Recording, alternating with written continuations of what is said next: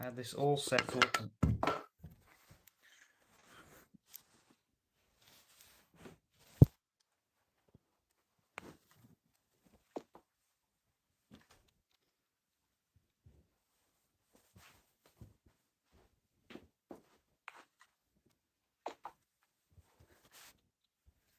Every year this gets me, every year.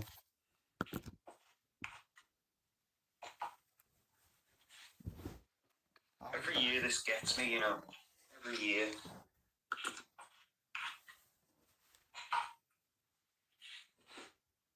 Every year this gets...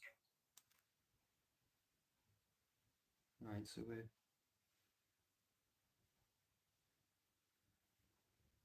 I'm watching it like that. I see, so it needs to... Does it need to come... I see, it needs to go like that. Does it?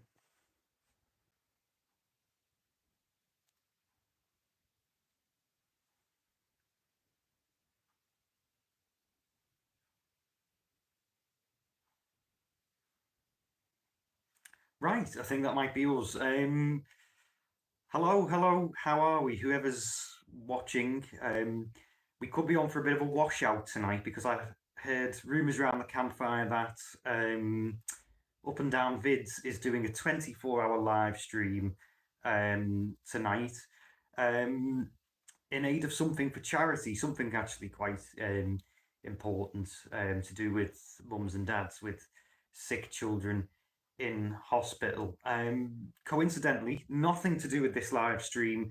However, here in Liverpool, we're trying to raise £5 million for a new building for Zoe's Place, which is a children's hospice, a replacement hospice, all very complicated, but we're trying to raise £5 million, so you could always donate to that. Very good cause. Absolutely nothing to do with this live stream. This live stream is because we've been on YouTube for 10 years. Been on YouTube for 10 years and no one appears to be watching. Let's just see. We've got 2 people watching, 9 people watching. 10 years on YouTube. Do feel free to leave your comments. Couple of bits of housekeeping to rattle through though for the first few minutes. Firstly, tonight's drink of choice. Leave yours in the comments below. We are on traditionally my favourite, the Matty Manning drink, Jack Daniels, and rather controversially, Asda's own 49p Coke. So there we are. Are you drinking tonight? You should be. Saturday night and all that. Sorry about if anyone was watching at the start, all that messing around at the start. I had this perfectly set up to avoid tripods getting knocked over and things like that. But then the live feature on YouTube just always seems to shaft me. So I've had to do a bit of messing around with the rotation, etc., etc. But anyway, here we are. So yeah, people may be flipping through between me and perhaps the 24-hour live stream on Up and Down Vids in aid of the charity thing. I should have really said what that was for, but I'm sure he will anyway. But yeah, leave your comments below, questions as well. You can ask anything at all within reason. I'm not going to respond to any feat requests or anything like that, obviously.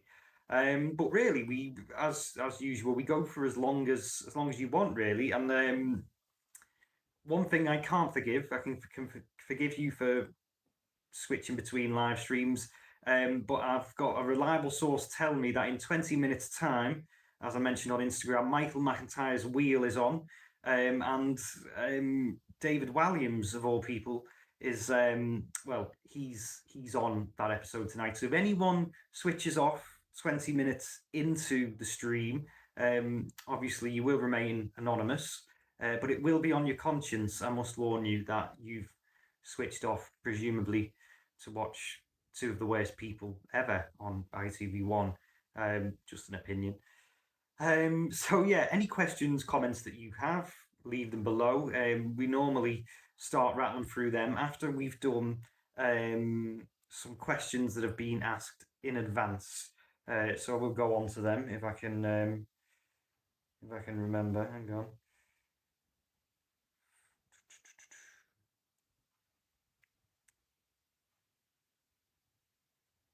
Okay, so the first question is from a person called Sam, who has said, "Why are you copying Twincam with a 10-year special video tomorrow?" Oh, well, I really did say that you could ask anything, and that is a pretty strong question, isn't it? But the actual answer is that if I'd have been more organised like Ed was, then I'd have put my 10-year special video that is coming out tomorrow. I'd have put that on June the 28th, which is the actual day I started doing car YouTube, 10 years to the day. So the way Ed did his actual anniversary, I'd have done the same if it had been a bit more organised. Which would have meant, well, would that have meant that Ed was copying me with his? No, it wouldn't. He's been on 5, I've been on 10. It's just falls in the same year. Don't really know what that question is all about, whether it's a dig at me or somebody else or whatever. But no, I'm basically, he's been on 5 years and done a fucking celebratory video. I've been on 10 and done a celebratory video later in the year, and I'm doing this live stream now because you can't whack a live stream, you can't whack a piss up, can you? It's just an excuse for a piss up, really. We haven't hit 3,000 subscribers yet, because that would have ordinarily been the next one. So yeah, that's the first question, and that's it answered. I hope you weren't looking for some sort of defense or offense, because it's quite simple. No one is copying anyone. People are just celebrating their time on their channels.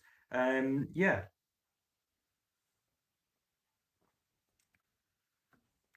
Let's see. I don't have. Let me just see. I've got the comments in front of me here on a separate phone. This is quite clearly my burner phone. We've got a couple of people here.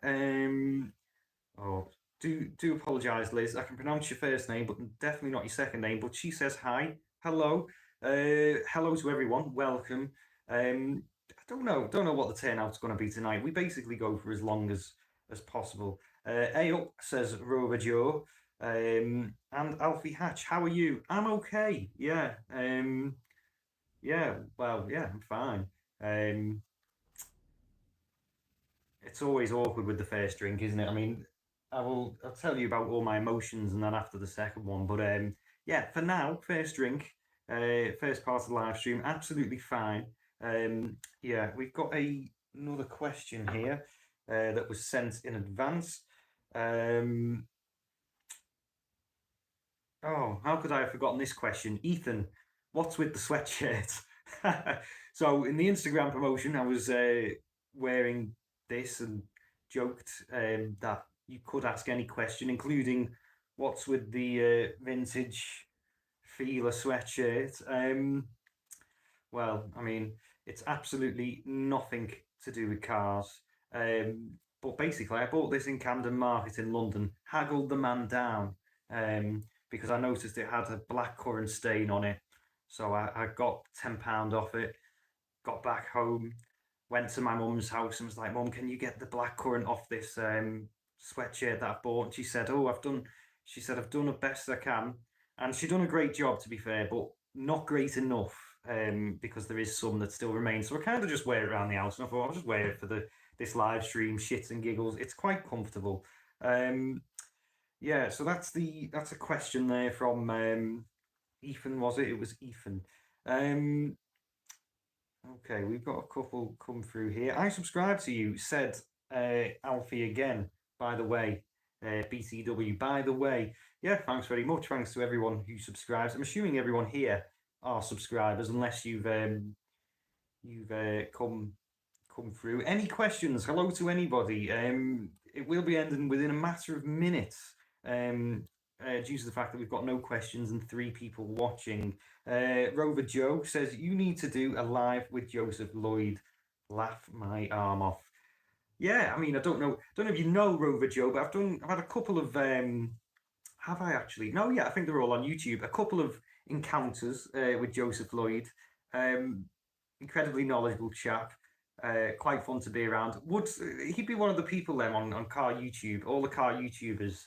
If I could definitely take one out for a drink or have a drink with one of them in a pub, it would definitely be Joseph Lloyd. Um, I'd like to. I would like to chat shit about cars with him. For um, after a couple of like during a couple of drinks, that would be advantageous, 100%.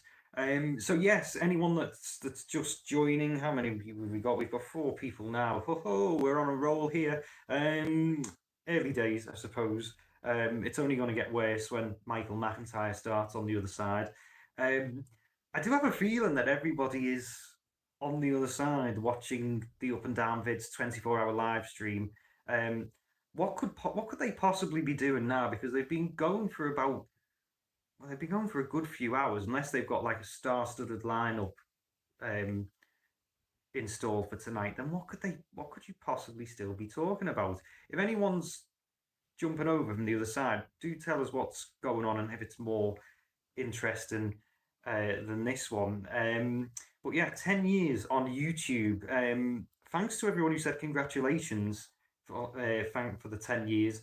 It's not necessarily a good thing, to be fair. 10 years. It might be 9 years too long. This channel, who knows? You know, the Jeremy Kyle show was on for 10 years, and that was definitely on for maybe 9 years and 6 months too long than it should have been. So anyway, we've been here 10 years. Here's the live stream. There is a full feature-length special coming out tomorrow. I will just promote that while we're on here. But yeah, it's definitely not a sort of masterpiece that I've sort of conjured up there. But it's if you're interested enough in me, or you're interested in the whole 10 years of me on YouTube, and you're just looking for a little watch of a Sunday morning, then you can watch that tomorrow. You may enjoy that. Um, but the whole premise of that was that I've never had anyone interview me properly. And I thought, oh, I'll just interview myself and just talk about myself for how long is the video? About 20 minutes, something like that. Which does lead me on to an idea that I've had about next year, which, oh, actually, that leads me on to another question. Someone else has asked me in advance. I don't know if they're watching or not. They're probably not because I think I know everyone here. But yeah, another question that I got, which will lead me on to my plans for next year. A question that I got was, has your podcast with Bailey Prickett from Car Culture ended? And anyone watching this might be thinking, oh, who's has he done a podcast? What's that? It was well, not many people watched it really. But in answer to the question, yes, the podcast has ended. It come to a natural end. I'm still friends with Bailey, if that's what you're thinking. We're still very good friends. We're gonna try and arrange to meet and perhaps do some filming. But it's obviously just difficult with work and how far away he is and things like that. But we decided the podcast should come to a natural end because it was on his channel, so he wants to move on and do other things and stuff like that. And he kind of thought, well, we were doing it just for fun, just for our own sort of fun, for years really. Actually, we've done like 3-4 years of that. Strange how time flies. But what was happening with that is that he was into like sports cars and supercars, and we did bounce off each other and had good banter. But I was more into like obviously classics. I was into just funny like sort of mad headlines I'd bring to the podcast really, and sometimes our themes that we wanted to do clashed. We struggled to get guests on because we didn't really have an established sort of thing. So it was good doing a podcast. It was fun, and it's definitely experience. And Bailey's a whiz with editing and filming and audio and all stuff like that. But the podcast left a bit of a gap, time wise, and also in my head, where it's like I'd really like to do not a podcast per se, because podcasts are Very hard to do, very hard to get off the ground. Um, but one thing that, excuse me, I've got planned on my channel for next year is a sort of interview, like sort of maybe Diary of a CEO style. If you know that sort of guy off Dragons Den that sort of loves himself, Stephen Bartlett. He does a thing where he interviews people, Diary of a CEO, and I think the formatting of it is great. If not, he's a little bit of a, he kind of loves himself a little bit, but like, oh, my girlfriend has a yoga mat and all that sort of thing. But I kind of like the format of what he does and his interviews and things like that. And I thought I'd like to do that next year with just a little sort of pilot scheme with a few people separately from cars. I don't think he's watching, but one person that sprung to mind straight away, who I thought I would love to interview, was Jude Curry. You may know him from Instagram. You may know him from Joseph Lloyd's videos from Lloyd Vehicle Consulting. He buys, or he's owned, um, albeit on a temporary basis, a shitload of cars. And I think he's must be around the same age as me. So he's lived a life. And I know him from, oh, sorry, I did recognize him. I put the two and two together from, he was the tax disc kid from years ago who collected all the tax discs. You may not appreciate me saying that because he was only little then, and we all hate our childhood photos, don't we? Um, we've got a question here. So I've got the questions on this screen, the phone, but it's rather than me going like that, like a old Honda Jazz driver, it's better to have the burner phone on the lap um, to see if there's any more questions. Which there is but one more. Um, this may be shorter than an episode of the news if we carry on like that. 4 people are watching. The other 4,000 are on the other side. I must warn you, 20 past 8 it is now. If this 4 turns into a 3, then whoever it is who stops watching is clearly watching David Walliams and Michael McIntyre spinning a wheel. Um, and I take the piss out of my videos and my live streams a lot, but this, I'm telling you now, is better than anything that's on. Well, you could be watching The Voice as well, which, if you'd like me to call someone, if you think they're watching The Voice, then that's absolutely fine because I might need to. Keep your comments and questions coming. This is the 10-year live stream. If anyone's just tuned in, 2 more look like they have. Don't be afraid to ask questions. I always say this because I watch live streams with YouTubers, all different ones. I'm not singling anyone out here. People ask questions and they go, "Oh, I don't answer political questions, or I won't be answering that." But like honestly, like I'm surprised that people don't like ask me mad questions because like I will literally just answer them. It's not a problem. I might be setting myself up for a fall there, but I could always sort of like do what people do on the Today program on Radio 4 and just dodge them. Oliver Stemp, I am coming to your question. I will just take a quick sip of my drink. I'm being purposely slow here. I'm dragging this out to give people a chance to ask questions. Otherwise, we are just going to go completely dead and log off. I mean, I bought this especially, and there's 6 people watching. To be fair, it's normally I didn't have a sip of my drink, did we? It's normally, I remember last time I'd done the live stream and I had 600 subscribers less than I do now. It was a 2,000 subscriber live stream. And it ended up going on for 2 hours and 36 minutes because it went dead. I don't know what the first 20 minutes was like. But it went dead somewhere and I was like, right, we'll call it a night. And then boom, it had a complete second wind and there was people asking questions. I'm not sure. I'm not sure with this one. I'm not sure if we're going to have plenty of people watching. We've got 7 people watching. There we go. There's one more person just joined. Someone has clearly turned on The Voice, seen Tom Jones is still alive, and thought, no, I'll go and watch Matty's Cars. Yeah, I don't know if with this one, if it was too short notice or whatever, or if people actually are on the other side. or if is there anything else on YouTube tonight? I really must check. Um, but I've dragged this out long enough. I will answer the only question that is left to answer, and that is, oh, here's me ma. Here's me ma saying, "Hi, Matty. I know it's you, mum, you know." Sharon Manning in the comments there. Big up, Sharon. Sharon, it's an absolute shit show, to be honest. So I'm just talking to my mum now.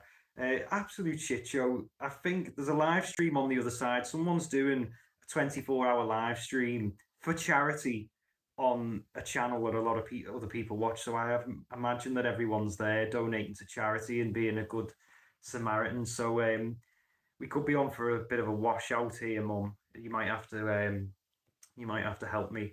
Um, but yeah, mum, 2 hours 36 minutes last time of people asking questions, and we can't even get half an hour in. Um, anyway, we'll answer the question from Oliver Stemp. I'm assuming this is related to um, plans for next year, and he said, "Is Buster Cherry in it?" Unfortunately, he's not. If anyone's unfamiliar, Buster Cherry was my quite weird, quite Partridge, sort of 90s pervy sort of caricature that I created originally for a college project a few years ago. Um, his comedy went down quite well. Um, Thus, we brought out two more episodes of Buster Cherry that were completely unrelated to college. Thank God, because I probably would have got suspended again and again. Um, but yeah, is Buster Cherry in the plans for next year? No, he's not. He's not. I think considering I've got like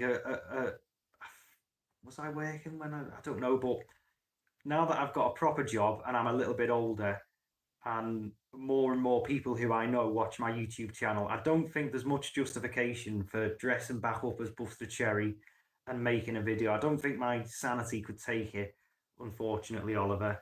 Um, I did think about. I literally. I still think about stuff. You know, when you do, like something happens or you see something on the TV and I go, "That's something that Buster Cherry would say." Like I could write something there, and I did toy with the idea of when they stopped making the Ford Fiesta, that they could do. I could write something that Buster Cherry, like I could write a Buster Cherry film where he'd be like going through the various generations of Ford Fiestas, which would reflect on his life, youth. As we know, with Buster Cherry, he had many wives, many encounters, um, a lot of lawsuits. We'd assume. Um, right, that really is it now. There's no more questions coming through. Even my mother's texting me saying, I feel so sorry for you. This is absolutely terrible." Um, so we may wrap it up around the half an hour mark. It does. I do remember the first 10 minutes at least of the last two live streams being a little bit dead. Um, so we will give it double the time, but we'll see.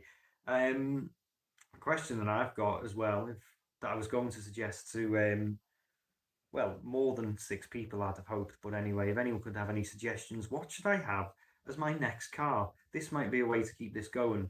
Um, doesn't really feel like we've spoke much about cars in the first 23 minutes, is that, of this podcast, of this live stream, sorry. Um, but I'm currently smoking an Lexus IS 200. Um, and I do love it, but I think we need um, well, I don't think you get the. I don't want something newer. Um, is this what it's come to now? We've got six people watching, and the only one that's commenting is my mother. This is this is just great. Um, yeah, currently smoking a Lexus IS 200. Had it a year, more than a year. Absolutely love it. However, I don't know. I've normally changed into something else by now. I never normally keep them this long. And is this just a sign just to leave things alone? Um, I can't really think of anything else that wouldn't be, if I bought one, that wouldn't be worse. Do you know what I mean? So if I bought something else, it would just be um, worse. I am I'm quite in awe actually of the fact that we've got six people continuing to watch, um, while absolutely nothing is happening. Oh, someone has saved the day here. We've got a question from DL Warren. I know you from somewhere. I don't know if you on Instagram as well. Do you always you do come up on my Instagram? I think. Um, your message was retracted. Um, there you go. You've sent something else. Yeah. Would you get a bigger or smaller car? I understood what you said from the first comment. There was no need to delete that. But yeah, bigger or smaller. Probably, probably, probably another. I don't know. I'd like another saloon, but I'm willing to explore other options. Quick update: we've got 5 people watching, which is one less than before. So someone has turned off to watch Ant and Dec. However, um, we've got a little bit more engagement now, thanks to DL Warren. Are you the author? Are you the author? I'm might be getting mixed up here. Um, but yeah, oh, and got another one from Oliver Stemp. Here's me man again. Here's DL Warren confirming that he's an author. Let's get through some of these and see if anybody asks some questions. We've got 7 people watching now. Have we matched the previous record from 10 minutes ago, or is this like a record now? Let's get through some of these.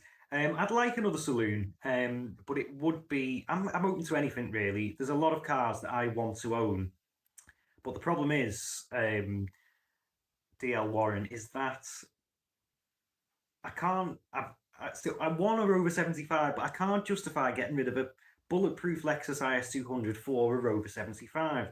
I want a Vauxhall Nova, but then I'm stuck with I need a reliable daily. Do you know what I mean? Um, so yeah, any suggestions would be greatly appreciated.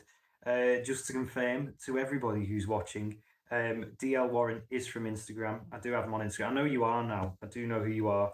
Um, and yes, he is an author. Um, Oliver Stemp, is the Brava still around? I think it is. Um, if you've been a stalker and been on gov.uk, and typed the Brava's reg in and punched it in like I have, um, you'll know that it's definitely sawn, and I don't know if it's got an MOT or not, but I'm not worried.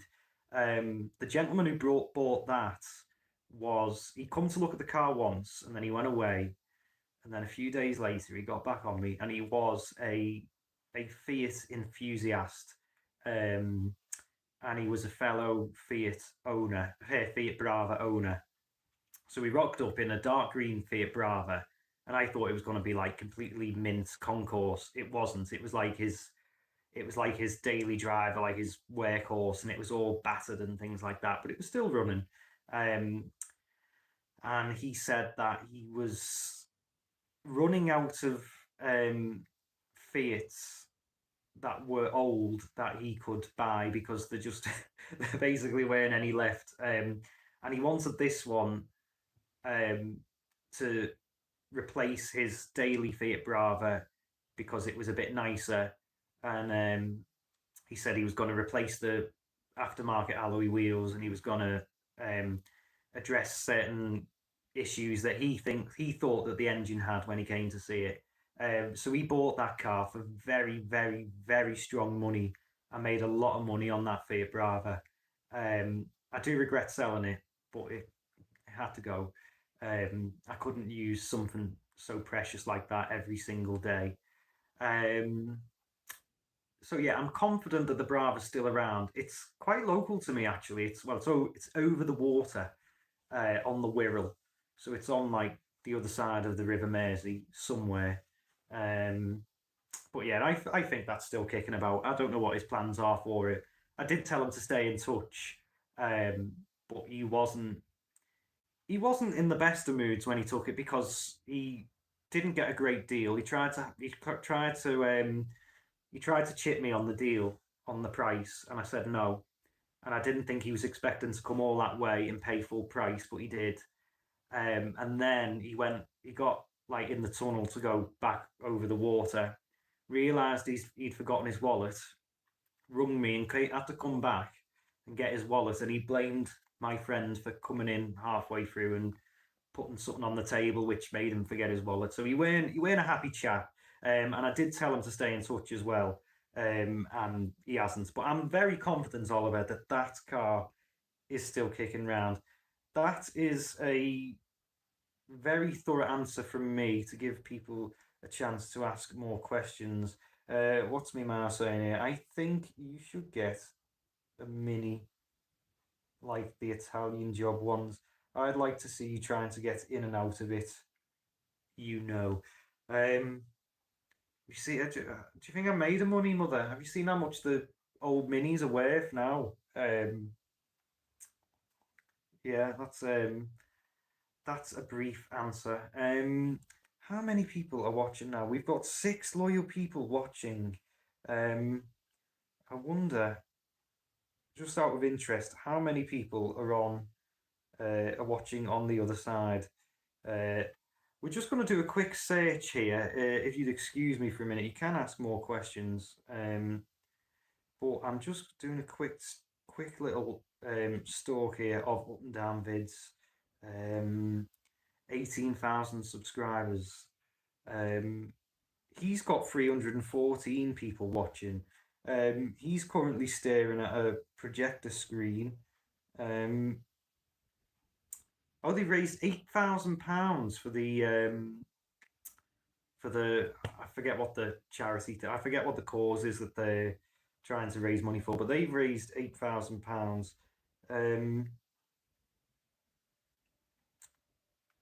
Yeah, a little bit going on over there. More, I might, I might just watch that. Let's see. Can't see myself here. We've got 6 people watching. We've got 3 people who've liked it. We may bring this to a close now, the team. It's no 2,000 subscriber special, but it was short and sweet. I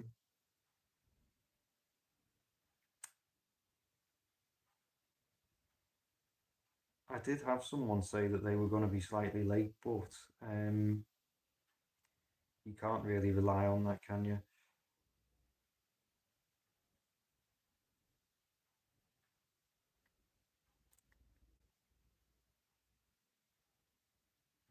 I'm going to frozen.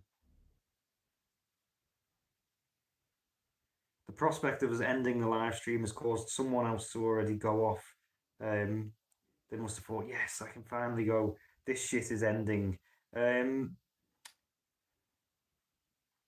I don't know. I don't know if we're flogging a dead horse here. I was looking before because my housemate was asking me what the turnouts are normally like with the live stream.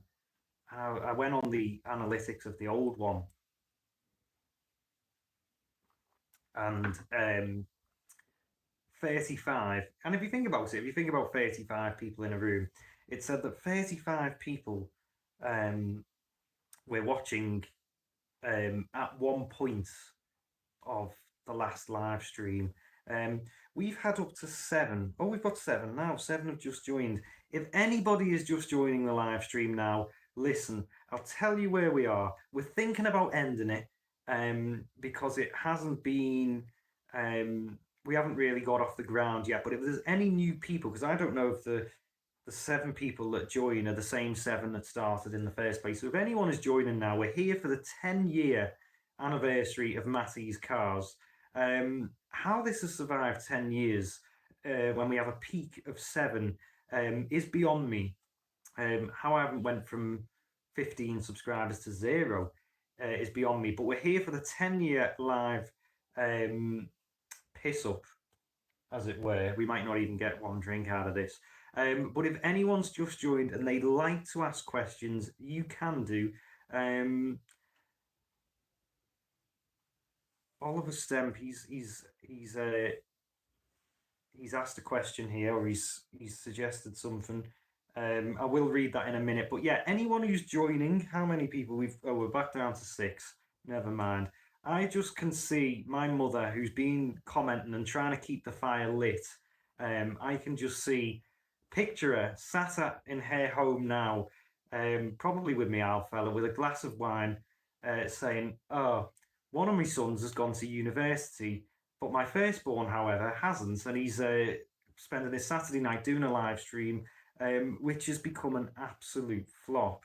I thought third time would be better than first and second, but we've actually gotten worse. Um, anyway, here we are. There is a comment there from Oliver Stemp. I don't know why I keep trying to read that when I've got the burner phone in front of me. Keep your questions coming if it's a different 6 people who've already asked their question. You can ask more than one as well. I can only think of terrible suggestions like a Vauxhall Signum. Strange car, the Vauxhall Signum. It is strange how people how some of these cars actually make it to production. Um, but yeah, I mean, decent car, roomy car, a little bit more interesting than a Vectra. Um, I was speaking to someone at Festival of the Unexceptional. I think it was. He goes by the name of Red XJS on Instagram. Drives a. Oh, now it's testing me now. Does he drive a? He drives an old Fiat Tipo, or he did do. He did take one of them to the show. Obviously drives a Red XJS as well. Um, Take some fantastic photos on Instagram. If anyone wants to follow him, Red XJS, got a picture of a tiger as his profile picture. His name's David, actually, in real life. I was why am I talking about this? I was speaking to him at Festival of the Unexceptional, um, and he said, he said, I said to him, why didn't you take any nice photos of me driving in this year? Because he took a photo of me last year in the Fiat Brava, all cool, driving in with my shades on. And I said to him, why didn't you take a picture of me this year?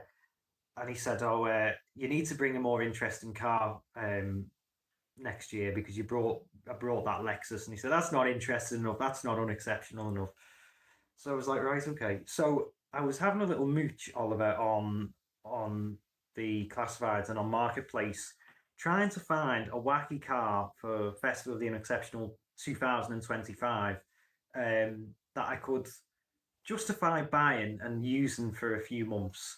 But the sole reason of buying this um, is purely for the show.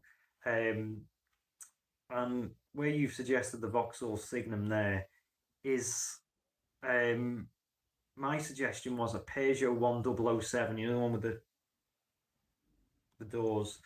That would be, well, it was an awful car. They're quite rare now, but you can still get them. They're quite cheap. They're they're not new, but they're not as old as some of the cars I've had. So that would be that would be an interesting choice. I think that will get someone. I think it's a bit of a forgotten car, isn't it, of the noughties? So really, oh god, I'm just thinking about that car now. They were really awful car, really heavy as well. Really, what was the point? That was my point. What is the point of the Vauxhall Signum? What is the point of the 1007? They couldn't call it the 1007. They had to call it the 1007 because James Bond. This is true, by the way. The actual James Bond people got in touch and said you can't call it that. Copyright. Um, we've got another comment from my mother. She's got nothing better to do. Um, what about an Austin Princess? That's Dad's suggestion. Heard good things about them cars, Dad. Apparently they were quite comfortable old buses, but we need something that's. I know I'm not very sensible, but we need to get to work and back every day. Someone who should remain anonymous has just messaged me personally and said, "Get your mother on the live stream." I probably would actually if she was in the same house. That might boost viewers. Speaking of which, we're on a steady 6. So we peaked at 7, but we're on 6. Oh, we've done 40 minutes already. Um, so time is flying. So we must be having fun. However, 40 minutes, we just might be at our peak here. Um, Martin Meldrew was meant to be coming on a little bit later as well, but he hasn't made an appearance yet. He said he was working late. I haven't got access to Instagram on the burner phone, you see, because I've got to keep a low profile. So I'm not actually sure if anything came through on there. Where are we up to on this? Oliver Stemp learned to drive in a Peugeot 1000. Can't say 1007. 1007. Very slow thing. Mine got written off shortly after leaving the fleet. Wow. What a coincidence. I didn't think that is a terrible car to learn to drive in. A Peugeot 1007. What the hell? I can just imagine now learning to drive in that. Like, imagine if you had to swap sides with the instructor or with your mum, whoever was teaching you to drive. Like, it'd take you like half an hour to swap because the doors close so slow. Oh my God. Yeah. Was it the CVT one, the automatic one with the like the horrible? It was like the gearbox was like a lazy band, and it just you put your foot down, and obviously a computer would be changing gear. It wouldn't be a normal gearbox, so it'd just go with the lazy band like an old DAF. It was, wasn't it? But I'm not sure it was actually, but it was definitely a CVT. Was it a CVT or a manual? Because if it was a CVT one, they were even worse. Um,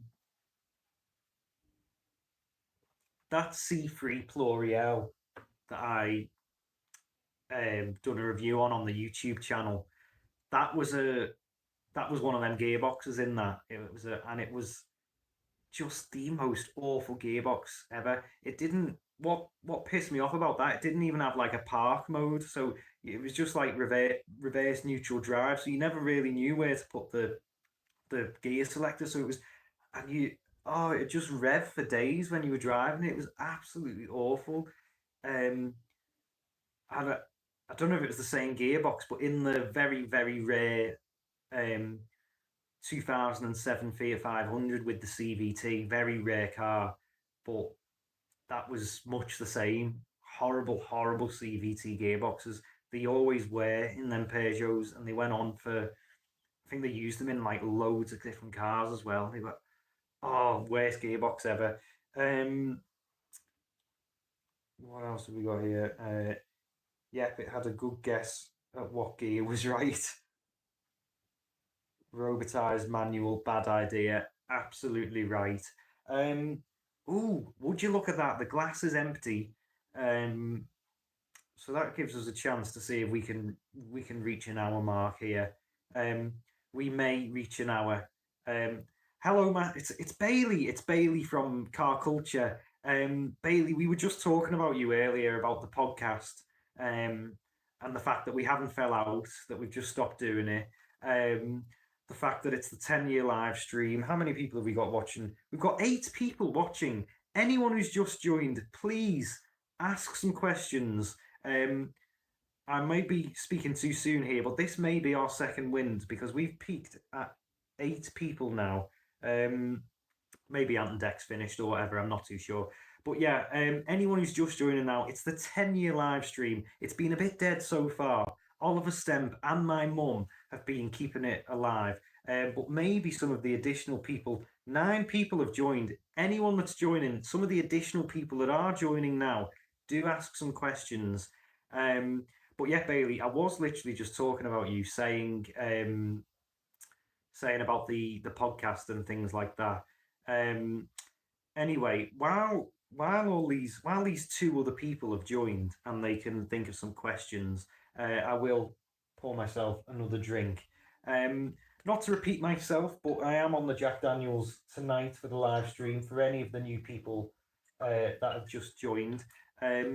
We are in Matty Towers.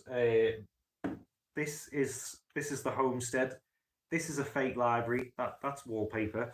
And yeah, we are here for a live Q&A. So any questions that you have, We're still on 9 people, so there is still 9 people watching here. 9 loyal people. Um, yeah, we have a feeling that we've been a casualty to the Up and Down Vids live stream on the other side. They're raising money for something, um, which is obviously a very good cause, but also a reason perhaps to watch them rather than me. I'm not raising money. However, coincidentally, we are building, or we're trying to raise 5 million for a new children's hospice in Liverpool called Zoe's Place. So you could always go online and donate to that. Don't give money to me. It's nothing to do with me. But yeah, I'm not gonna use charity as a ploy to get people in. We're purely here because of me and my 10 years on YouTube. So there we go. Right, some more questions have come through. We'll pick up the burner phone and we'll see what's happened. So yeah, car culture, Bailey Prickett. He says hello. Bailey, ask me a question, mate. Otherwise, I'm just going to crash and burn here. DL Warren is back. Oh, we're all talking about what we learned to drive in. This is great. I learned to drive in an Audi A3 and couldn't get my head around the electric handbrake. Oh yes, I've just bought a Lexus and still can't get over the electric handbrake.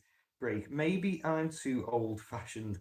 Electric handbrakes, the work of the devil. We've been through this many, many times.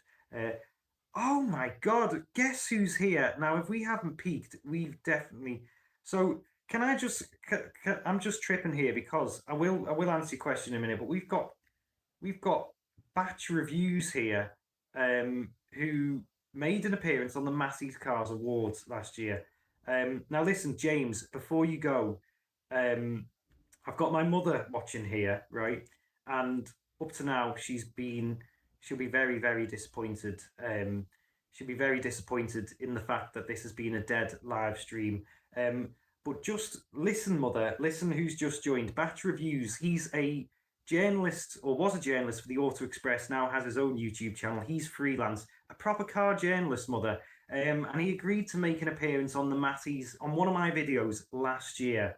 And he's come to join the live stream, give up some of his Saturday night, and watch the 10-year special. So there you go, Mum. My brother might have went to university, but I've got one of the most, well, a very talented, proven motoring journalist here. So there we go.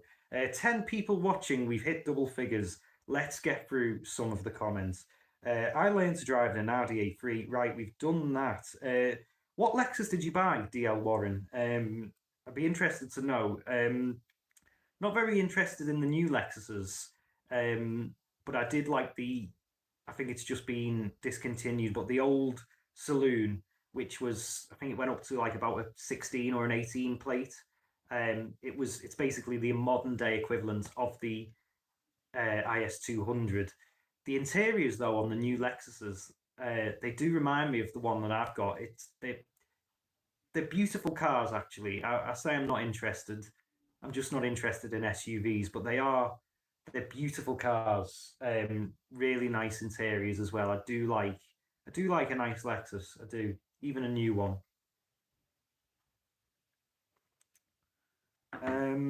Right.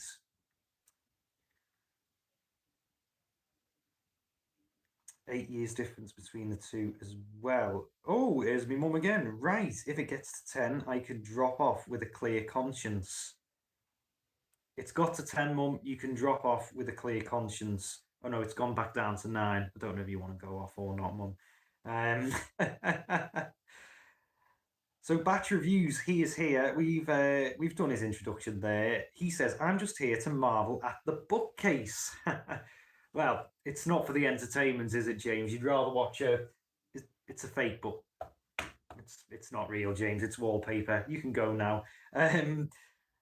My Sharon Manning, I learned in a 1989 Micra. I hated it. Would I be right in saying, any car nerds on here, is the 1989 Micra the one, was that just before the K11 came out? It had the two very prominent number plate lamps on the back, sort of vertical each side. Big, like they were painted, they were part of the car, but they were number plate lamps, and the big offset separate fog light that many Japanese cars had. Um, so my ma rated that. Alfie Naylor, the electric handbrake wouldn't be so bad if the auto hold wasn't so problematic. Only one car I've drove doesn't have a stupid complicated auto hold, and that's my Golf 7.5. That's interesting because as soon as you said about auto hold there, as soon as you said that, the first thing that came to my head was the Volkswagen Group, because they have the most annoying auto hold system where you think you're doing something wrong, um, or you feel like you're going to completely break the car in half when you try and set off and the auto hold is on. Um, do you notice how cars are just becoming more and more over engineered now? So um, I was in a Kia Sportage. As I was getting out, sorry, no, as I was driving off, it said, it brought up a warning message on the dashboard saying align the steering wheel. It's like, why are you trying to do my job for me? Like, if I drive off and the steering's on full lock and I hit a supermarket trolley car park, that's not progress. That's just like you telling me to avoid that. That's not progress. That's just making us less think less and be more stupid. Um, Check rear seats for occupants. You know, what if I want to neglect my kids? You know what I mean? What if I want to lock them in? You know, just like it tells you, like, due to the weight on the seat with the seatbelt checker, it's like there may be rear seat occupants in the back. Don't forget about those. And I'm like, what? You know what I mean? Like, what? What are you on about? Like, windows open. I know.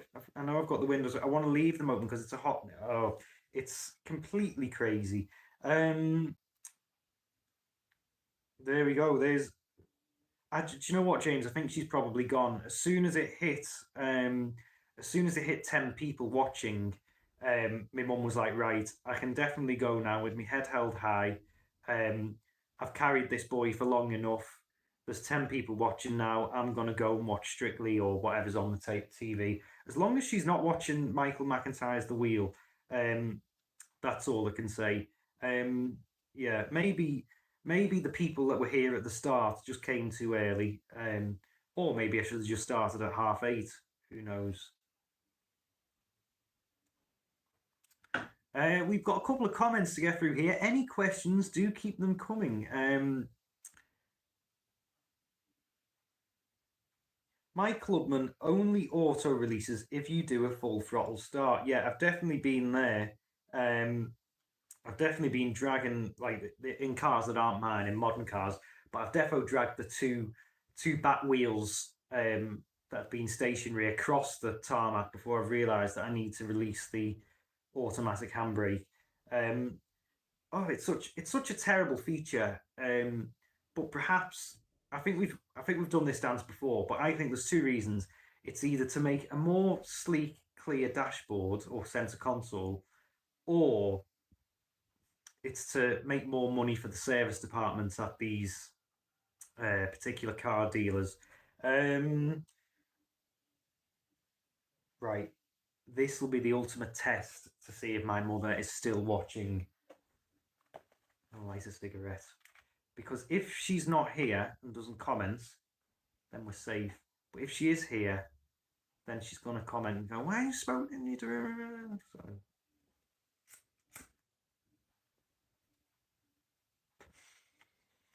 I think we've been through enough limbo this evening about how long the live stream is going to last and who's going to join and how many questions are going to be asked to warrant a cheeky cigarette. Oh, it's DL Warren saying the Lexus that he has is a C200H hybrid 70 plate. Remind me, were they the hatchback ones? C200H, were they the sort of Ford Focus sized? Oh, here she is. She's still on the stream. Why are you smoking, especially indoors? Yeah, my mother is still here. Batch reviews. He was saying hello to you before, mother, and you did ignore him. Um, it's just an illusion, Mum. You've had too many glasses of wine. I'm not smoking indoors. Um, C200H, very, very interesting car. A bit of a diversion for Lexus, wasn't it? It wasn't what they'd ever produced before, and it wasn't what they'd normally produce. And I think you say a 70 plate there. That's very interesting. I didn't think that they made them up until that point. I thought they ceased production of them quite a while before that, but I could be wrong. I thought they made them up until about 2017 or something like that. But all the years do just blend into one. They were a very, very interesting car, hybrid as well. I have drove one actually. They weren't half bad. Very complicated interior, very complicated sort of infotainment system. Um, it wasn't it wasn't the best car, or it isn't the best car for someone who isn't very tech savvy, or someone who can't be doing with all the fuss, a little bit like myself. Um, but yeah, very, very interesting car. I did like the look of them. They weren't perhaps the sleekest car. Lexus have always been known for their sort of smooth, sleek, dare I say, sexy designs. But yeah, they weren't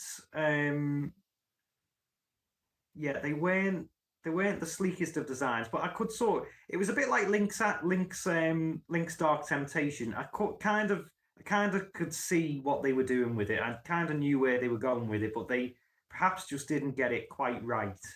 I'm going to have one more drag of this and put it out because my mother is still on the live stream and she has just caught me smoking indoors. Yeah.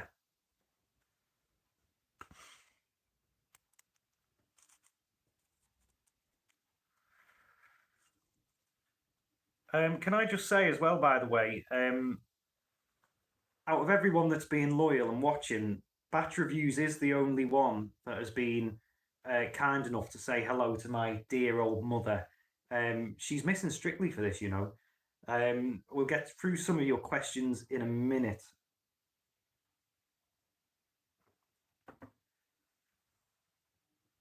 Um, Alfie Naylor says, I liked the 2015 to 18 ES. Too bad you can't get them here. Ooh, what did they look like? Were they a big saloon thing? There is always a car, and I can tell that it's based on a Lexus of some sort, possibly a Lexus that you can only get in the States. But there is always a car that passes our work called, it's not a Toyota Camry, or it could be, but it's a big, massive Toyota saloon. You can tell that it's fully loaded with stuff. It must be expensive for a Toyota, but cheap for a sort of luxury saloon because of the badge. I'm sure. I think it is a Camry. I'm sure it's a Camry. But it was a complete flop over here, and it's the only one that I ever see on the roads. Um, but do enlighten me about the Lexus ES. Um, it's all going off in the comments here. And Dubai is full of the new LS. I might have to do a quick Google of that while we're at peak with the comments here. Lexus LS. Oh yes, I know the one. I have seen. Yes, yeah, yeah, yeah, yeah. I've seen them before. What a beautiful car that is. Lexus are lovely. Um,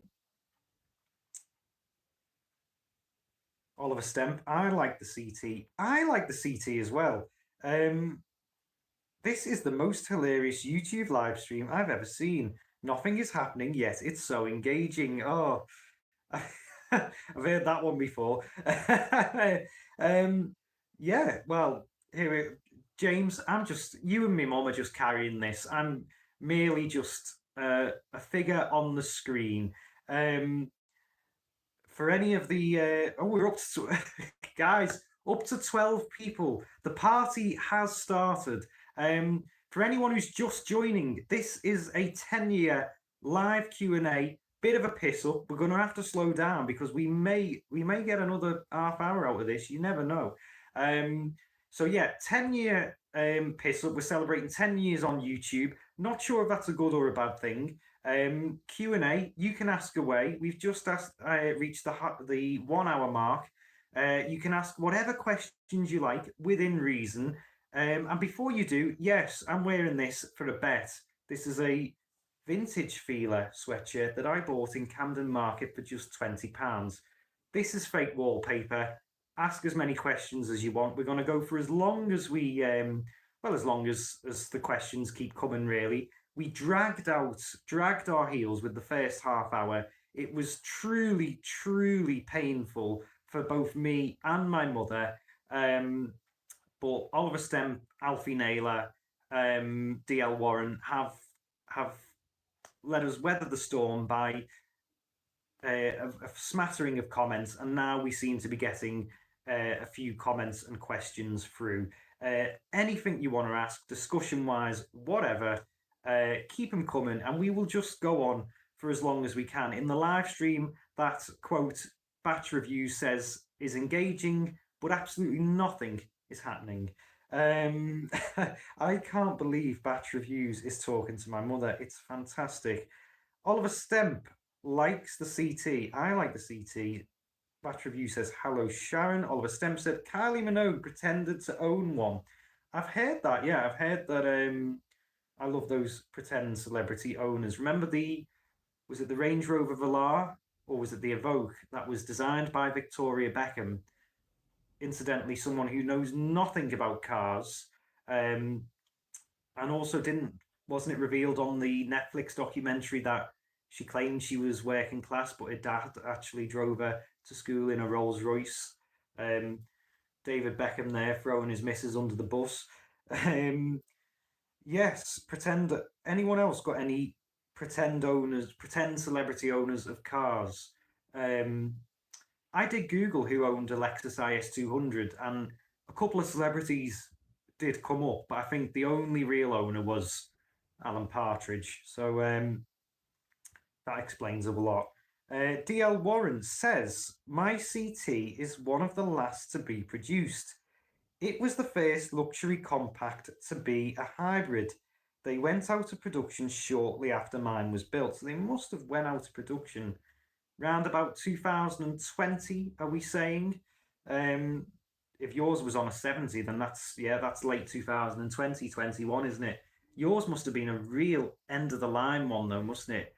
There's been an influx, though, of car manufacturers just calling time on a lot of their cars recently. I was looking the other day, the Volvo S90, lovely big saloon, one of my favourite new cars that you can't buy it now, but anyway, one of my favourite modern cars. I thought that's literally only just come out, but they've stopped making it. But anyway, we'll rattle through some of these comments then. Chris Kidd has a question. He's referring to the sly cigarette that I tried to pull the wool over my mother's eyes with before to see if she was still on the stream.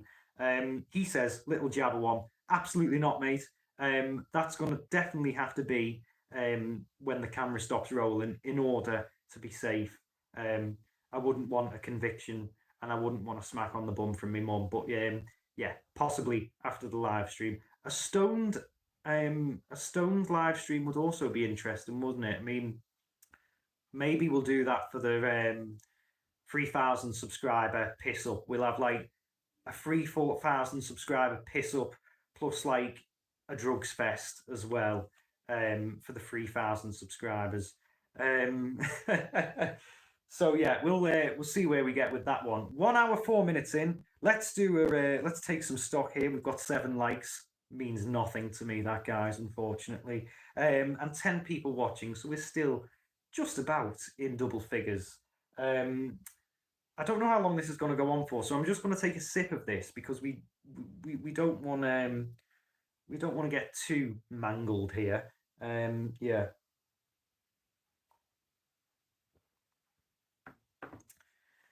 So where are we up to now? Batch reviews, reminding my mother that we're up to 10. Please do, Batch. I've talked you up there and I've tried to make my mother proud. but we are indeed, we're still on 10 people. There's 8 people who've liked this now. So clearly someone's been watching and thought, actually, this is quite good. I'm going to leave a like as well. Sharon Manning, this is my mother. Strictly's finished.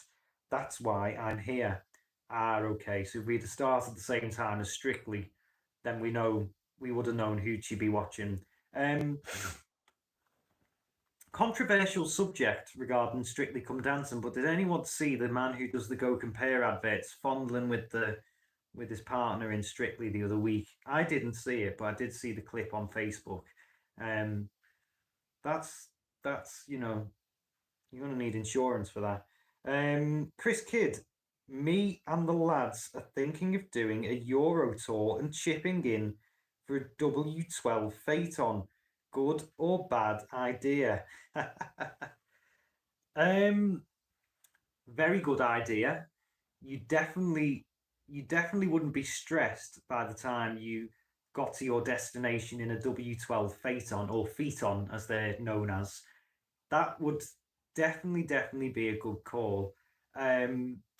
However, when you get back and I don't know, whenever you stop for fuel and you see the bill, that would be the stressful point.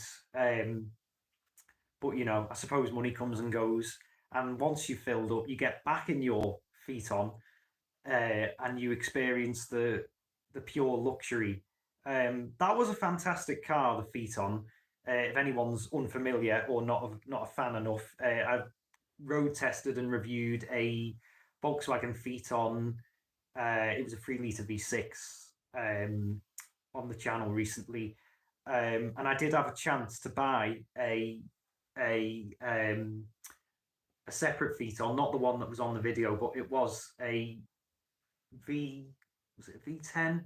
It was definitely petrol, I can tell you that. And the road tax was grisly, but what a car.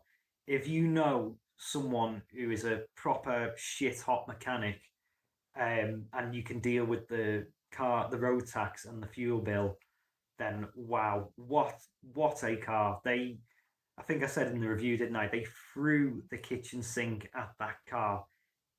Unbelievable. We were talking before about certain mad cars that they invested money into and that they released. I think they're pretty few and far between now, thanks to badge engineering and conglomerate manufacturing. But cars like that, they just don't make them like that anymore. Where they just go, we kind of don't give a shit about how much we're gonna spend on this car. We're just gonna make this into the best car it can possibly be and run with it. Wow. So yeah, definitely a good idea, Chris Kidd. I would do that, providing you've got the funds. But fuck it. It's like the E-Class. I'm assuming we're referring to the Lexus ES here. It's like the E-Class or the 5 Series. The current ES was the first one to be made available here. Very good. Oliver Stemp says, "Hello, Matty's mum.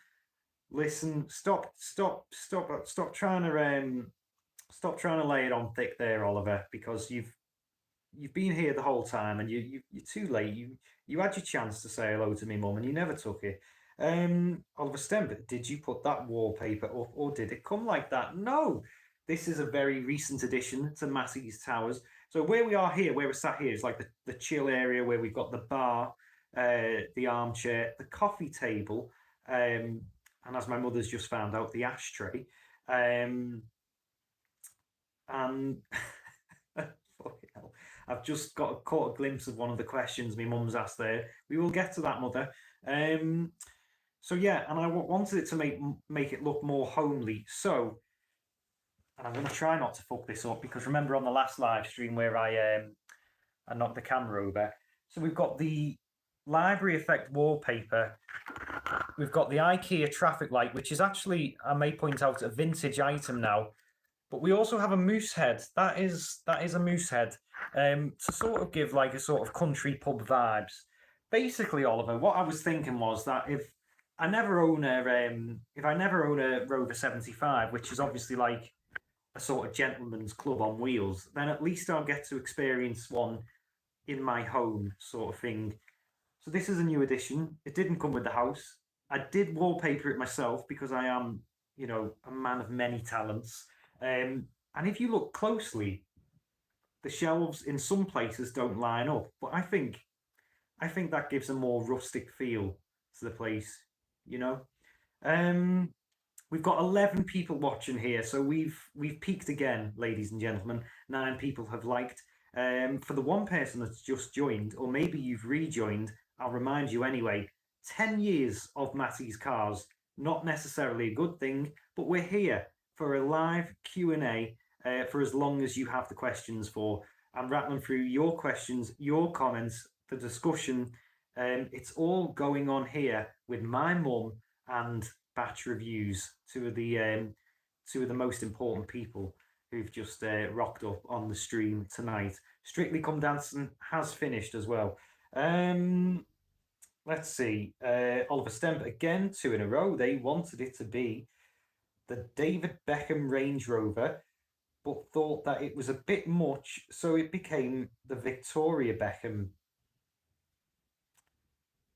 Either way, it's a bit of a gimmick, isn't it? Chris Kidd, fair play, mate. I've just loaded mine up. So Chris Kidd is having a joint to the dulcet tones and the confusion and japery of the 10-year live stream Q&A piss up thing on Matty's Cars. Chris Kidd, enjoy that, mate.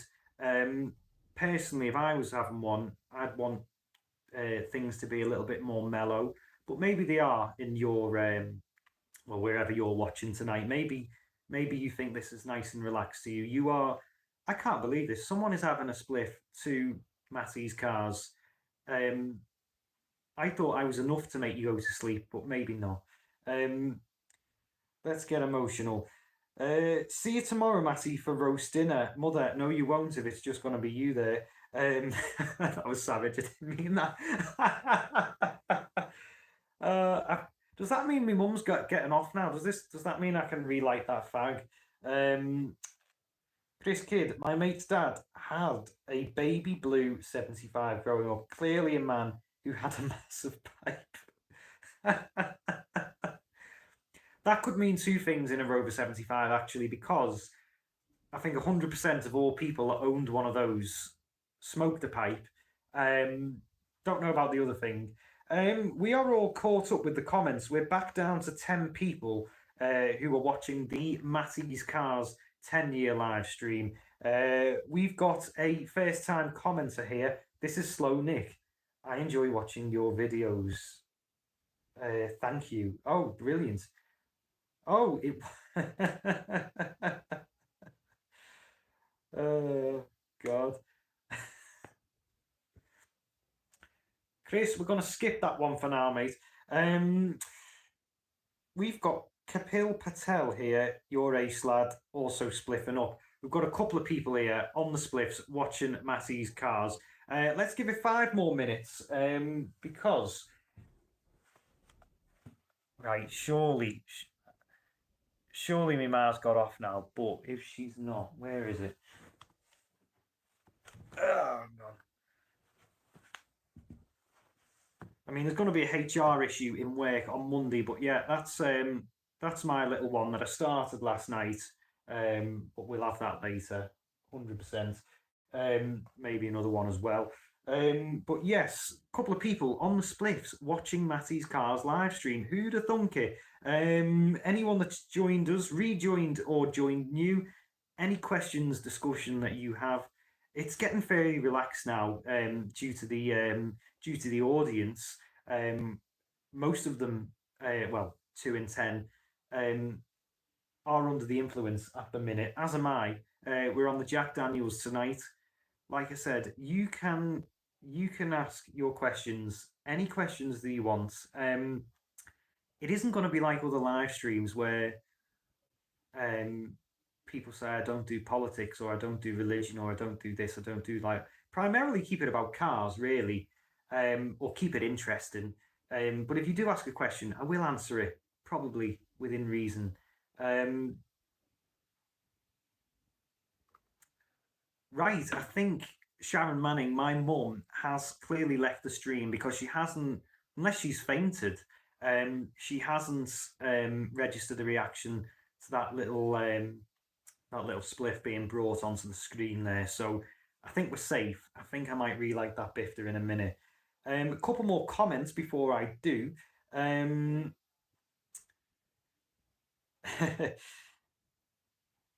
Kapil, right? Am I pronouncing your name here? Kapil, Kapil Patel. You have a fantastic sense of humour. Oh, thank you very much. It's hard to gauge sometimes. You know, it's so hard when I'm writing the bloody scripts where I think, ooh, is someone gonna understand where I'm coming from here, or am I just gonna get cancelled by my 250 viewers? Um, but it's been okay so far. I love as well how over the 10 years I haven't really had that much hate comments. I do love that. Like I see people, particularly women as well on YouTube, who get absolutely ridiculed for no reason. They get the most horrible comments left for them, and I think, what the fuck? You know what I mean? That's fucking terrible. Um, but I've been on for 10 years, and I know I haven't got many subscribers, but I've had a lot of views. I've had a lot of people view my videos, and they could have easily commented if they wanted to something really bad or horrible, which goes over my head anyway for the few that I have had. But I've, relatively speaking, escaped it, to be fair.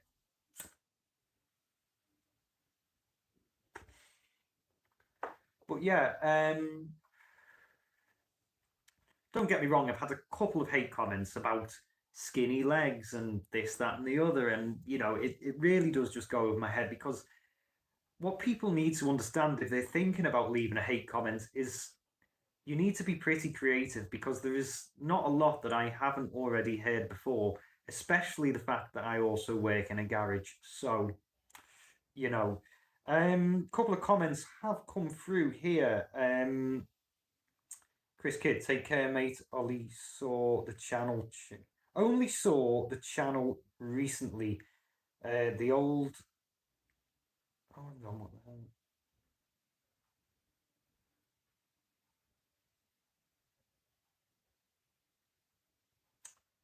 Chris Kidd is signing out. The old algorithm got me. Brilliant, Chris. Brilliant. I love the fact that I've been included on the algorithm. Um, I thought that you had to be um, doing something else to be included on the algorithm, but that's good. Loving what I'm seeing so far. Enjoy and look forward to seeing the future videos. Enjoy, lads. Chris, thank you very much for your contributions. If you need to sign out, then sign out. Thanks very much. And also, enjoy your nice little spliff. I'll be having one myself later. Um, I'll also be looking for a job Monday morning if anyone from work's watching this. Kapil Patel, yes, you said it right. What, the first time when I called you Kapil or the second time when I called you Kapil? Um, that's brilliant. We've still got 10 people watching. We've got 10 likes. If anybody else would like to carry this on, then please do. I'll give you a chance to leave some comments and questions. First time, so it's Kapil. Just verify that for me. We're currently on the fact of whether I'm pronouncing Kapil's name correctly. But there is still 10 of you watching. I can see that. So if anybody would like to leave a comment, then that's absolutely fine. Ah, is that Martin Meldrew has just turned up? I think it might be. Martin, have I missed much? Sorry I'm late. To be honest, Martin, the situation is this. The first half an hour was absolutely dire, so much so that my mother had to come in for some moral support. She was actually on the stream, Martin. I hope it is this. I hope this is you that I'm speaking to. But yeah, my mother and Oliver Stemp were carrying the live stream for a good 40 minutes. So much so that I was worried that my mother was going to disown me. Um, but as the night's gone on, the questions have trickled through. I think that's the right word for it. I've had a couple of smacks on the wrist from my mother. I've had Batch Reviews, who he's either still here or he's gone now. He's joined us. That was the highlight of my night.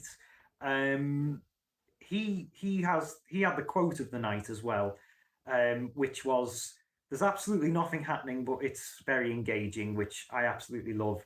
I might I might actually put that on my CV. Engaging, but there's nothing happening. Um, so you haven't missed much, really, Martin. Of course, you can scroll through the comments to see the 3 questions that have been asked. Um, and read about a Vauxhall Signum and a Peugeot 1007 if that tickles your fancy. Um, yeah, gone down to 7 people watching now. We may be coming to a close. If you would like to be fair, 1 minute and 20 minutes ain't bad in the end, is it? Um, Realistically speaking, nobody is going to watch this back. And anybody that does will be disengaged within the first 5 minutes. So I think we're pretty safe. Um, so yes, it is Martin. Thank you so much for verifying that. I thought it was you. Batch Reviews is still here, but I'm logging off. Hang on, I can't read that from here. My eyes are going. Just picking up the burner phone there. Batch Reviews, I'm still here, but I'm logging off. Keep up the super work. I'm a big fan. Thank you, James. I'm a big fan of you as well. Um, Really did enjoy the Jaguar XF video. I know you're going off now, but this, anyone else, feel free to comment on this. But really did enjoy the Jaguar XF video, and I'm also very apprehensive for Jaguar's new direction into the luxury or the upper luxury car market. Um, Same to you, James. Do keep doing what you're doing. Love the fact that you've gone independent. Not that I didn't like you on Car Buyer or anything like that. That's absolutely not the case. But love that you're doing your own thing. I'm sure. I'm sure our paths will cross in person at some point. But I have a feeling after tonight, if anyone from SMMT is watching, they probably wouldn't deem me suitable for looking at any of the new cars. Um, yeah. Um, on another note as well, did anybody see how many people are watching now? Okay, so we're up to 8 people again. So we've gained one more person. Um, yeah, did anybody see the coverage of the Paris Motor Show from anybody who covered it? Quite a few intriguing cars coming in the next year. They may not be intriguing to drive or to own, but they do look intriguing. There's a little bit of a battle on at the minute between Europe and China with regards to who can make the most interesting and innovative, I suppose, electric car, because we've got a strong offering from the French, but then we've had an absolute battering of Chinese electric cars recently. Um, it's all very interesting. It's very interesting times. Um, yeah, I think I've said a few bits there for people to digest. So I will read a couple of comments here.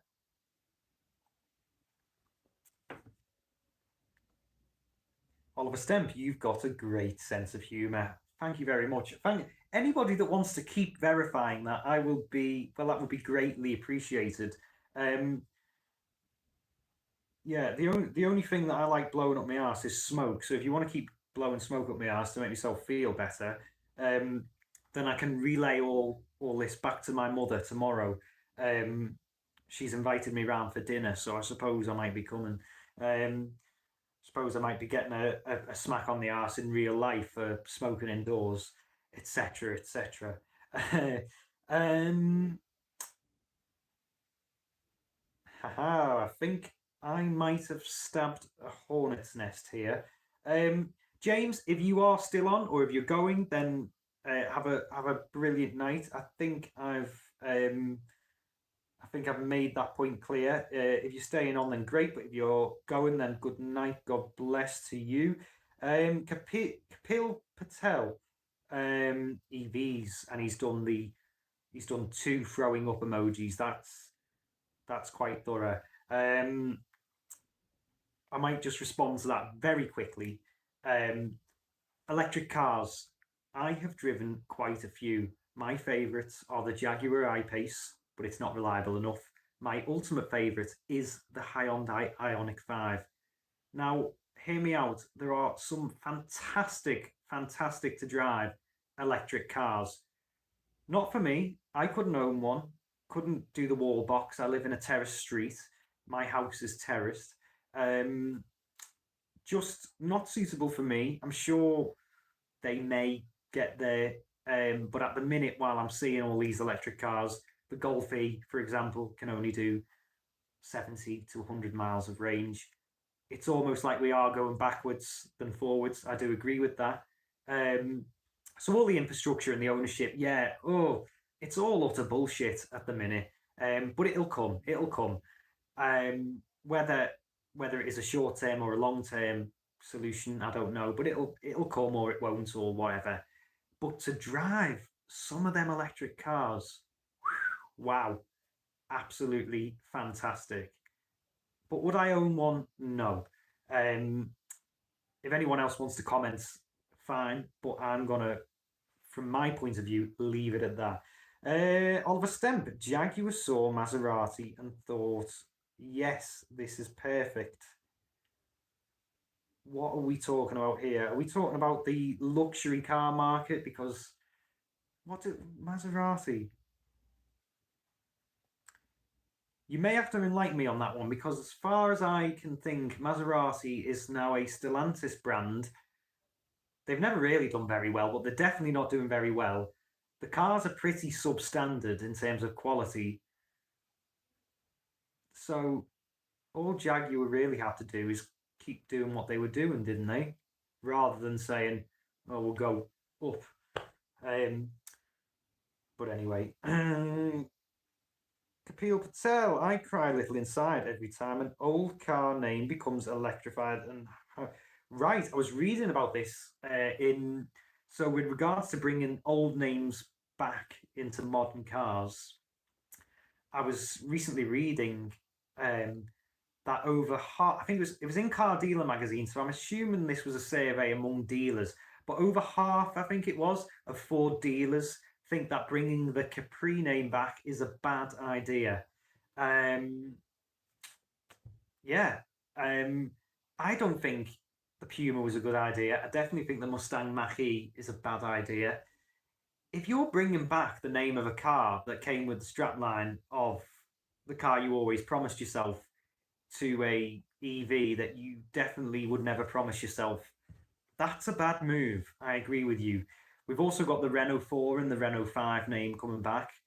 Not so bad in my opinion because they actually do hark back to the original cars. But yeah, absolutely, yeah. Do understand what you're saying. Citroen brought the C5 name back and the C4, which is okay because anything after the Mark 1 C4 was terrible, and the C5 weren't that great either. I might ruffle a few feathers by saying that, but I don't think it was. Hey,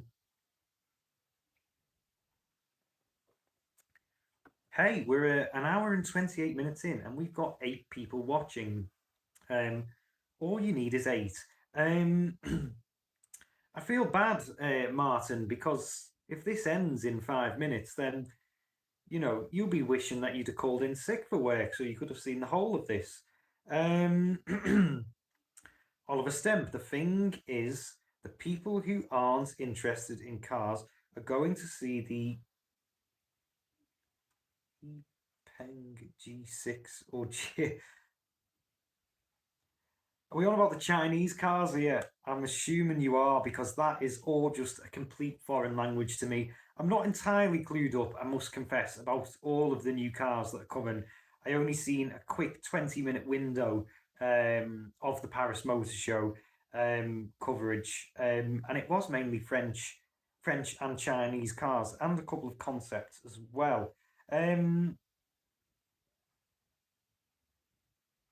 You've said what I was going to say, but I was just typing it. I've said a lot in the past few minutes, Martin, so you may have to. Oh, regarding Renault 4 and Renault 5. Yeah, absolutely. Great minds think alike. True, but I have a pizza, which makes it worth going. Oh, does he work for Domino's, or does he have just have a pizza now? We're down to 7 people. Perhaps when we get down to maybe four, 3 or 4, 4 or 5, we may look at wrapping things up, or we could wrap things up now if you don't have any further questions or discussion. Um, I mean, yeah, we're down to 5 people. We Oh, he works at Domino's. Very good. Very expensive. Yeah, if you are getting free Domino's there, then you are saving an awful lot of money. Yeah, it's fantastic the amount of engagements I had from the promotional video for this live stream um, on Instagram. Um, However, many of those people just thought, oh, I just won't turn up. Um, but anyway, we've had a decent run there. We're back up to 7 people.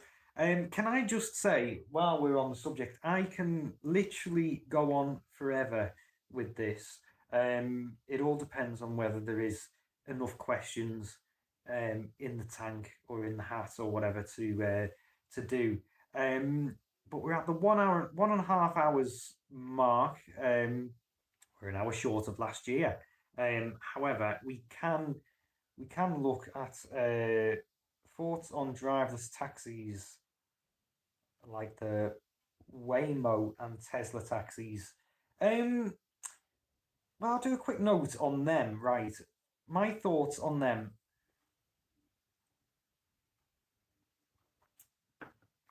I don't know. You'd have to tell me if and where these sort of driverless taxis exist.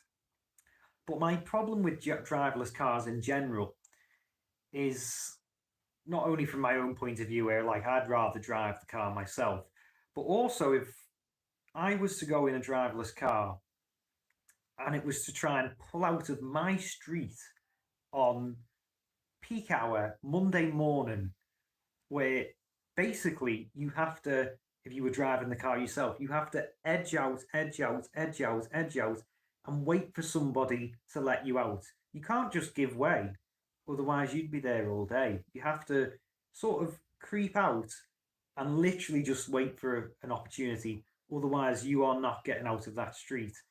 Whereas if you were in a driverless car, which is relying on sensors and computers and something to tell it, oh, it's clear and safe for you to pull out. Well, that driverless car, in my head, unless there's now technology or whatever to bypass that, but in my head, the driverless car would just be sat there all day, just waiting to.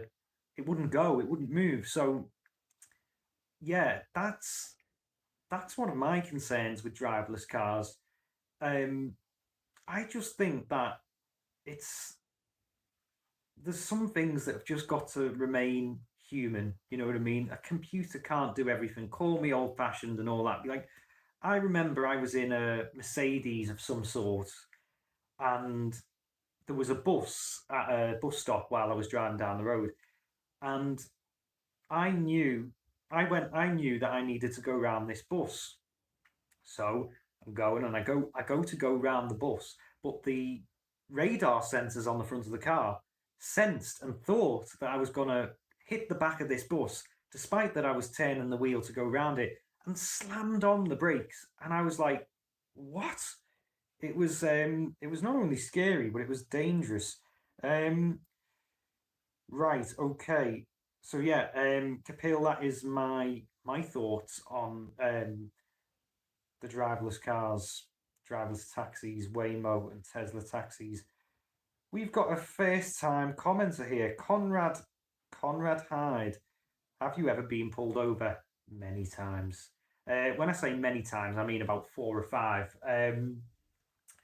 The first time I got pulled over, I must have been about 18. I was very young. Got pulled over. And what happened was I was pulling out of a junction and a police van in Liverpool. The police vans are called Matrix vans, and these are like the real police officers who think they're fucking Rocky Balboa, and they'll just like kill you. Basically, they're not like your normal copper. They're like level 3 extended, done the full shebang, got the master's degree copper. So this big Matrix police van was going past as I was driving out this junction, and I just seen the busy go like that out the window, and I thought, oh shit, I'm getting a pull here. So I turns left, and I'm behind the police van. The police van pulls into a lay-by. I go past. The police van comes back out, and sirens on the lot. That was the first time, and I didn't know what to do. So what you're meant to do, if anyone's never been pulled, is just turn your engine off and put your window down, and wait for them to come to you. So I just fucking turned the engine off, or I left the car running even, just got out and was like, "You's all right? I'm assuming yous want me." And they were like, "Yeah, what it was, we didn't know whether you were really young or really old." Um, and that was that. And they looked around the car and gave me driving license and shit like that. That was in my old Citroen Saxo. The next time was when I was at I was at the car park of like a dam or a park with my friend. We were just having a coffee after work, just sitting off in the car having a coffee. Police van came, blocked us in, um, explained that there's been an awful lot of drug problems and drug abuse and drug sales in the local area. Therefore, they needed to search us and the car. Um, and the best one was I was driving on a Sunday morning with my friend. Big police van comes, turns around, pulls us over. 4 or 5 of them jump and run out the car at us. And I was like, "Well, why have you pulled us over?" And they said, "Well, really old car. You could have stolen it. Um, has it got central locking? No. Has it got an immobilizer? No. Well, you could have stole that car." So I said, "Okay, well, I'm driving a car that someone my age can afford. If I was driving a car that someone my age couldn't afford, would you thought I'd have stole that?" Anyway, it goes on and on and on. These busies were very aggressive, horrible, horrible, nothing better to do. And they noticed the switch that used to engage my radiator fan under the dashboard. It's like an ejector switch, sort of style switch. And they said, "What does that switch do?" And I said, "It does the radiator fan." And they said, "Oh, all it is, like, you could flick that switch and a brick of cocaine could come from the dashboard." And I was like, "What the fuck?" So they're intimidating and intimidating, and they said, "You're hiding something because you're shivering." I said, "No, mate, I'm shivering because it's like cold and it's January." So yes, have I ever been pulled? Quite a few times. Not the best experience, but hey ho. Have we got any more comments? Really, we have. Really well said. There are many unique situations I don't think sensors and cameras can assess like a human. They definitely can't. And look, humans don't always get things right, do they? Neither do computers, though. So maybe in today's modern world, we can sort of work hand in hand. Technology has done so much for us, but it's also been a detriment to many things as well. Um, we've got a couple of paragraphs there. I may be looking to round up um, because how many have we got watching? We've got 8 people watching. Look, I mean, it goes on for as long as it goes on for. I just don't want to. I don't want to spare anyone of their evening. I know we went on for 2 hours and 36 minutes last time, and we could do so again, but I really wouldn't want this to go dead. You know what I mean? So I will pour one for the road, one for the gutter, and we'll see what we're doing.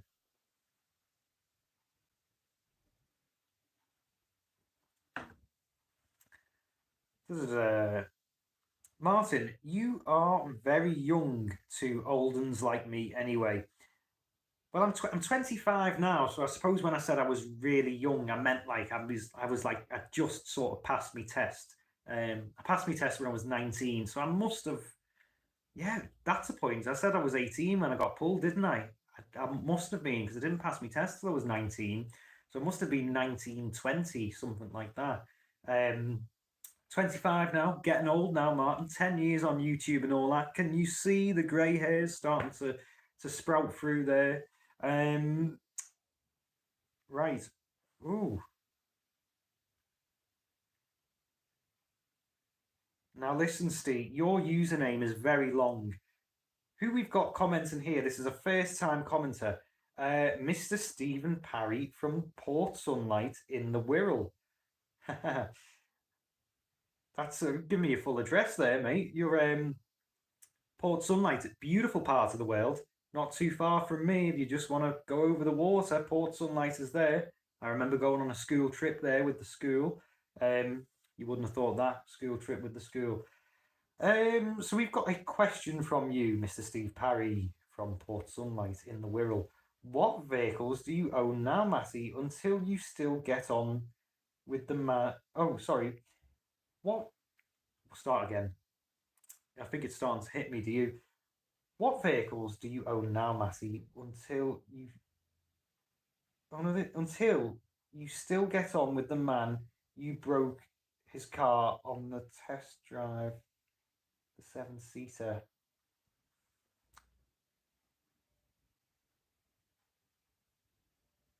Do you still get on well with the man you broke his car on the test drive of the 7-seater? Who was that? Was that the Vauxhall Zafira B, Mr. Steve Parry? Is that what we're on about, where I couldn't get the back seats up? Was that one? I'm trying to think of the 7-seater reviews that I've done. I've done that. I've done the SsangYong Rodius. I don't think I broke anything in that.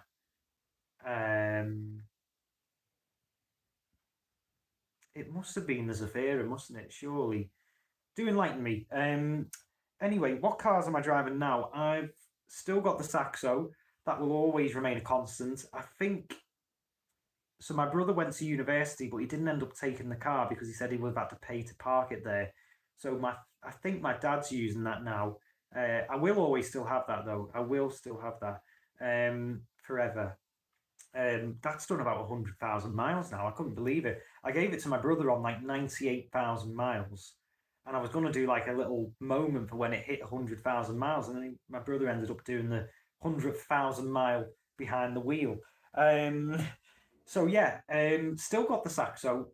Was talking before about the Lexus IS200. I've still got one of those. I've had that for over a year now. I bought that in August last year. And really, nothing's went wrong with that car. It's had track rod ends, 2 track rod ends at the front. It's had obviously tracking done as a result of that. It's had a major service, and that's about it. And I've done like another 10,000 miles in it since I bought it. So that's like on 172,000 miles now. So I was asking the question before about how the hell do you top a Lexus IS200? How do you get a car that is equally as good but will equally be reliable? Because I can think of cars that are just as good, but not ones that aren't going to let me down like the IS200 hasn't. I love the way that you just wait till I'm like 4 drinks deep and start asking all these paragraph questions. They are coming through. Mr. Stephen Parry from Port Sunlight in the Wirral. I think his name is John. John.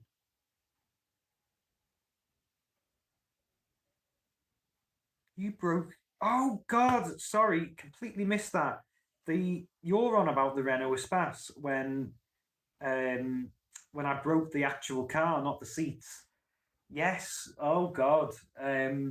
I didn't actually know him. I put a note under his windscreen saying I'd love to do a road test and a review and explained all, and he jumped at the chance. John with the Espace, yeah. I do still get on with him. He came to rescue me.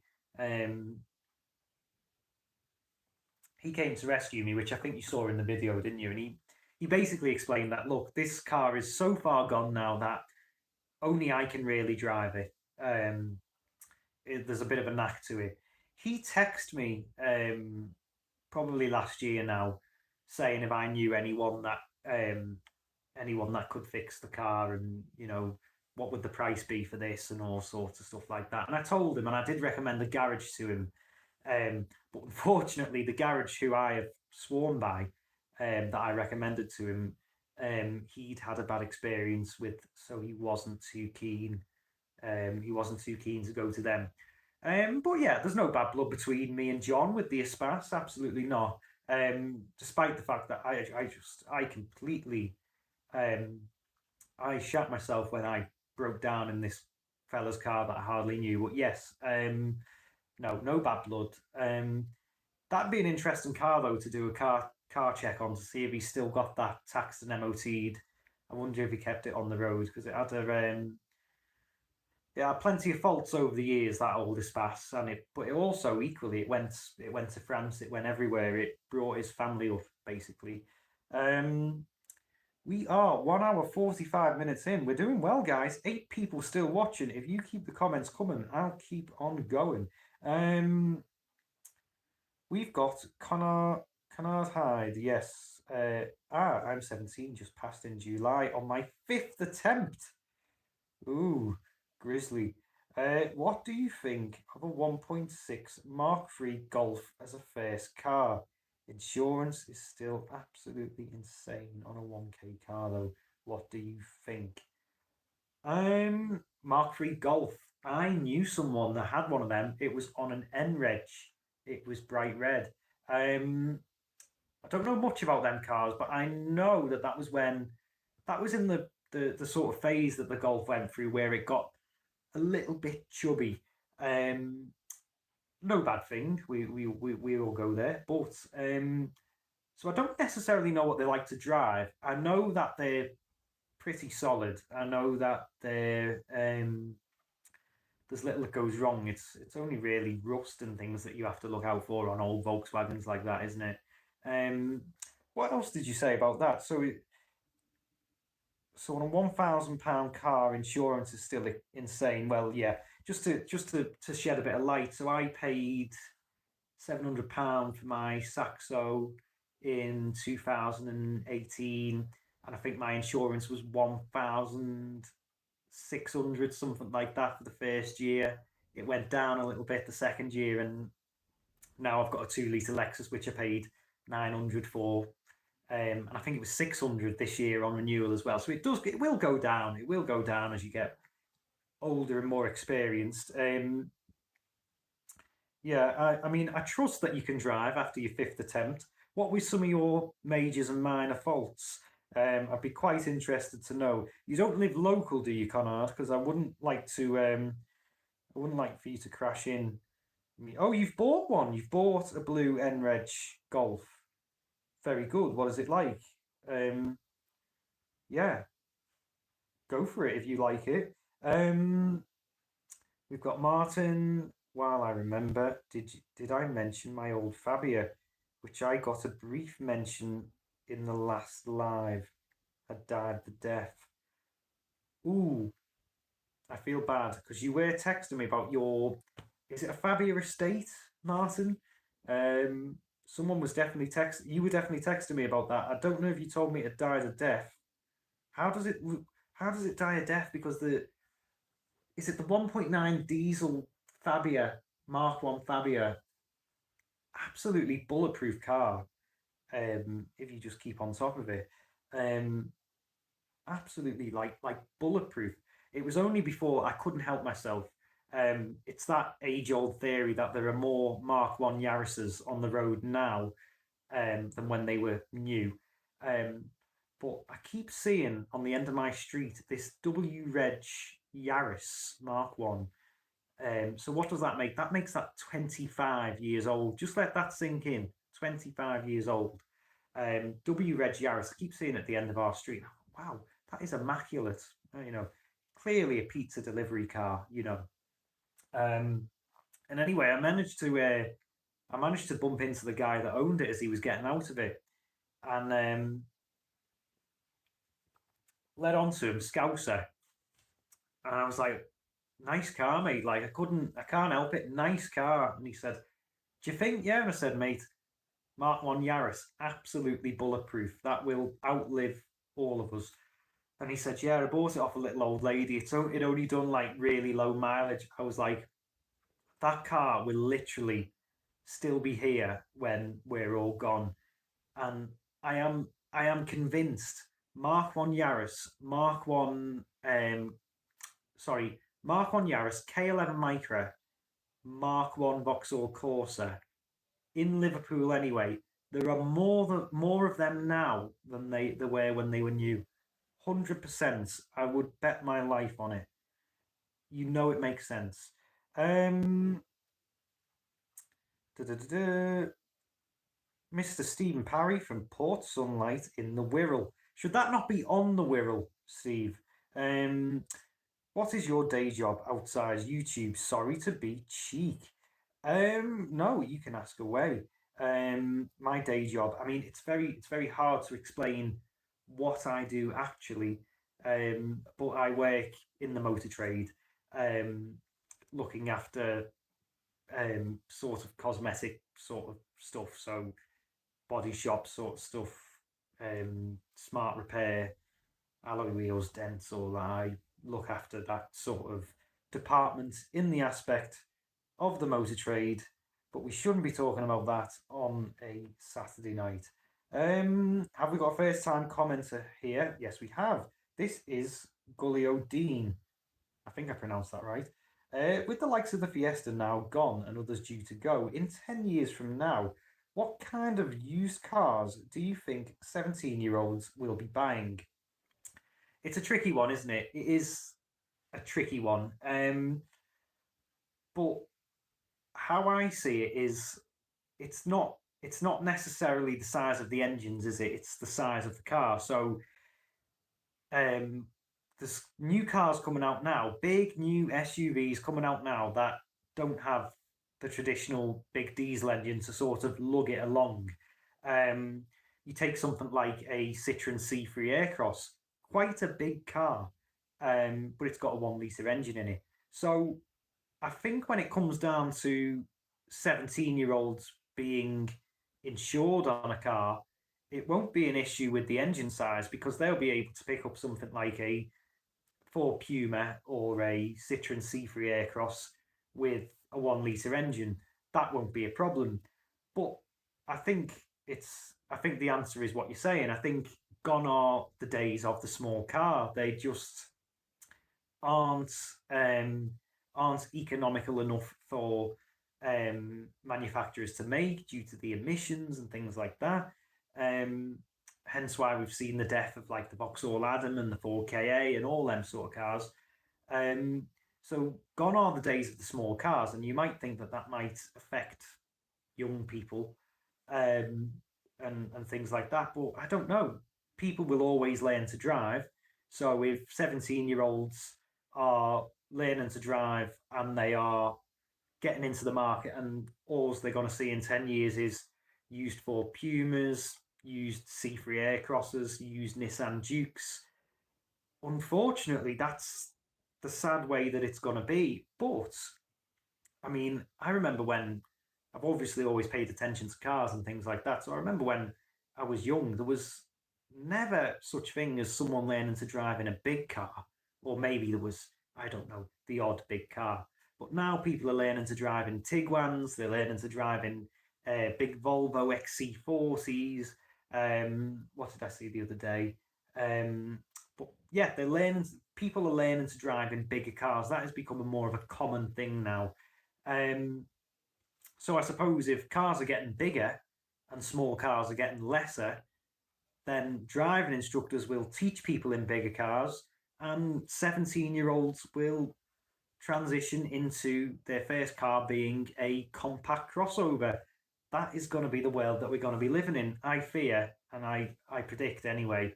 And yeah, they'll probably just have a 1 litre naturally aspirated engine like me and you would have had when we passed. But they'll just be in a bigger, uglier, more unnecessary package in 10 years' time. I think that's probably the way it's going to be. But also, just very quickly on that question, with the with the perhaps feared increase in electric cars that some people have, there may be a small renaissance with the small car because obviously an electric motor, you can put it in a small car. You don't have to worry about emissions and targets and things like that. So, we'll just see if the market evens itself out. But yeah, quite concerning. Yeah, I know what you're saying. Um, that was the question there from Gully O'Dean. Hope I've answered that thoroughly for you. I think I probably have. Um, we've got 8 people watching. This is a revelation. Maybe what I should have done is started the stream at 8 p.m. Just sat in silence and just everyone would have turned up. Or maybe 8 p.m. was too early. We'll try for 9 p.m. for the 3,000 subscriber special. Let's see, where are we up to now? Martin, that's the one. It was a 1.9 diesel. This is about his Skoda Fabia, but the body was falling apart. The MOT failure sheet resembled a novel. Well, look, if it was uneconomical to repair and it was falling to bits, then maybe that was the right thing to do. Not to mention how much it would cost to do all that. But yeah, the 1.9 diesel, absolutely. Were they chain driven as well? I think they were. Correct me if I'm wrong. Oliver Stemp, I'm sure there's more Prius Plus now than there ever was. What you'll find with the Prius Plus is that a lot of them now are coming off the taxis. So they originally were on the taxis, and because they're a couple of years old now, they're all coming off and they're coming into the used market. And everyday people, are buying them used as opposed to they'd have never bought them new, but they're now buying them used at quite a good price, I think. I don't think they've held the value very well. So people are buying them used, and they are becoming a bit more of a common sight among the everyday motorist rather than the taxi drivers. And I know that because I work in the used car trade, and there was an absolute influx of them come on the auction, sort of month after month, where they're all coming off sort of Transport for London and the taxi companies and all things like that. Yeah, the Prius Plus, again, if another car with a horrible CVT gearbox. We've got Conrad. Oh no, we've lost your comment, mate. We've lost your comment. People are commenting. Conrad Hard again. Ah well, I'm in rural Wiltshire. Ooh, very nice. And 2 weeks before my 5th test, I did have a crash on 2 lanes with a stroke of stupidity. I missed that Golf Mark 4 TDI. Then I passed in the Mark 3. Drives fab, but no ABS. Well, you don't need that. It's Euro 1 waiting, so no ULEZ or CAZ though. Very good. My Fiat Brava, I didn't have to pay the ULEZ on that. I do regret getting rid of that. That would have been great for going up and down to London. Sorry about your crash, Conrad. But every day it's all a learning curve, isn't it? It's all a learning curve. Right, we've got a couple of questions here. You will have to bear with me because I think we can establish my mother has gone now. Is it time for another cigarette? Yes, it is. So the two joint smokers that we had on the live stream, yes, they have now gone to sleep. They've gone.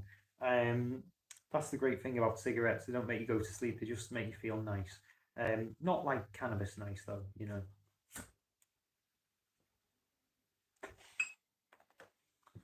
Give you something terrible as well, so I've heard.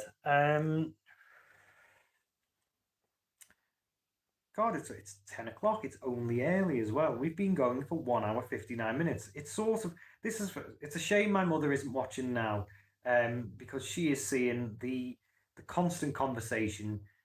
Before she just saw tumbleweeds. But anyway, nice to have my mother join us in the comments for the live stream. We'll crack on with some of this discussion here.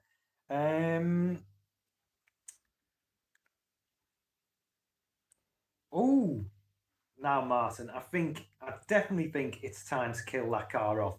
It managed 209,000 miles. Mate, I don't know how many miles you did, but you definitely had your wear out that car.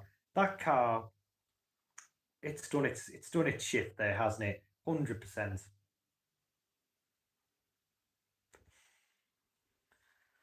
We've got Gully O'Dean here. Cheers, mate. Gully O'Dean, as in rhymes with guillotine. Ah, very good. Um, I just don't see a big used market for small electric cars like the Mini or the Fiat 500. Only have a real world range of 150 to 200 or so miles. Well, look, I mean, I can't comment on that. They're definitely not a car that I would buy. Um, However, people are buying them and people will buy them. And in a few years, when they come onto the used car market and the prices drop considerably, they'll be bopping about. And if enough people buy them new, then that'll warrant, that'll justify them making another one, another generation, and another generation, and another generation, and other manufacturers will follow suit. Um, I don't know. I could be completely wrong here. I can't predict a renaissance of the small car segment, but I do suspect that there will be one. Um, I think there's always been. I think what it is. I think there was the appetite for a small car has never went away. We've always wanted small cars. Um, the reason the Fiesta stopped being one of the best selling small cars towards the end of its production is because Ford just stopped marketing it. They wanted to get rid of it. It was a manufacturer problem rather than a customer problem. The manufacturers weren't making enough of a profit margin on the small cars to justify keeping making them. It was never because we, as a consumer or a customer or a car buyer, we never wanted the small car to go away. All it was that the manufacturers just weren't making enough money to justify producing them, and they had the emissions targets and all the things like that. Um, Got a couple more here. Question from Kapil Patel. If you could put an old car back on the production line again, what would you choose? Um, Normally, this is one of those questions where I would go, but the straight answer is this: if I couldn't afford it, by the way, but this is the answer to the question. If I could put a old car back into production today in 2024, it would be a Rover 75, as it was pre-project drive, so it didn't have all the luxuries stripped of it and all the plastic and things like that. It wouldn't be one of them. Um,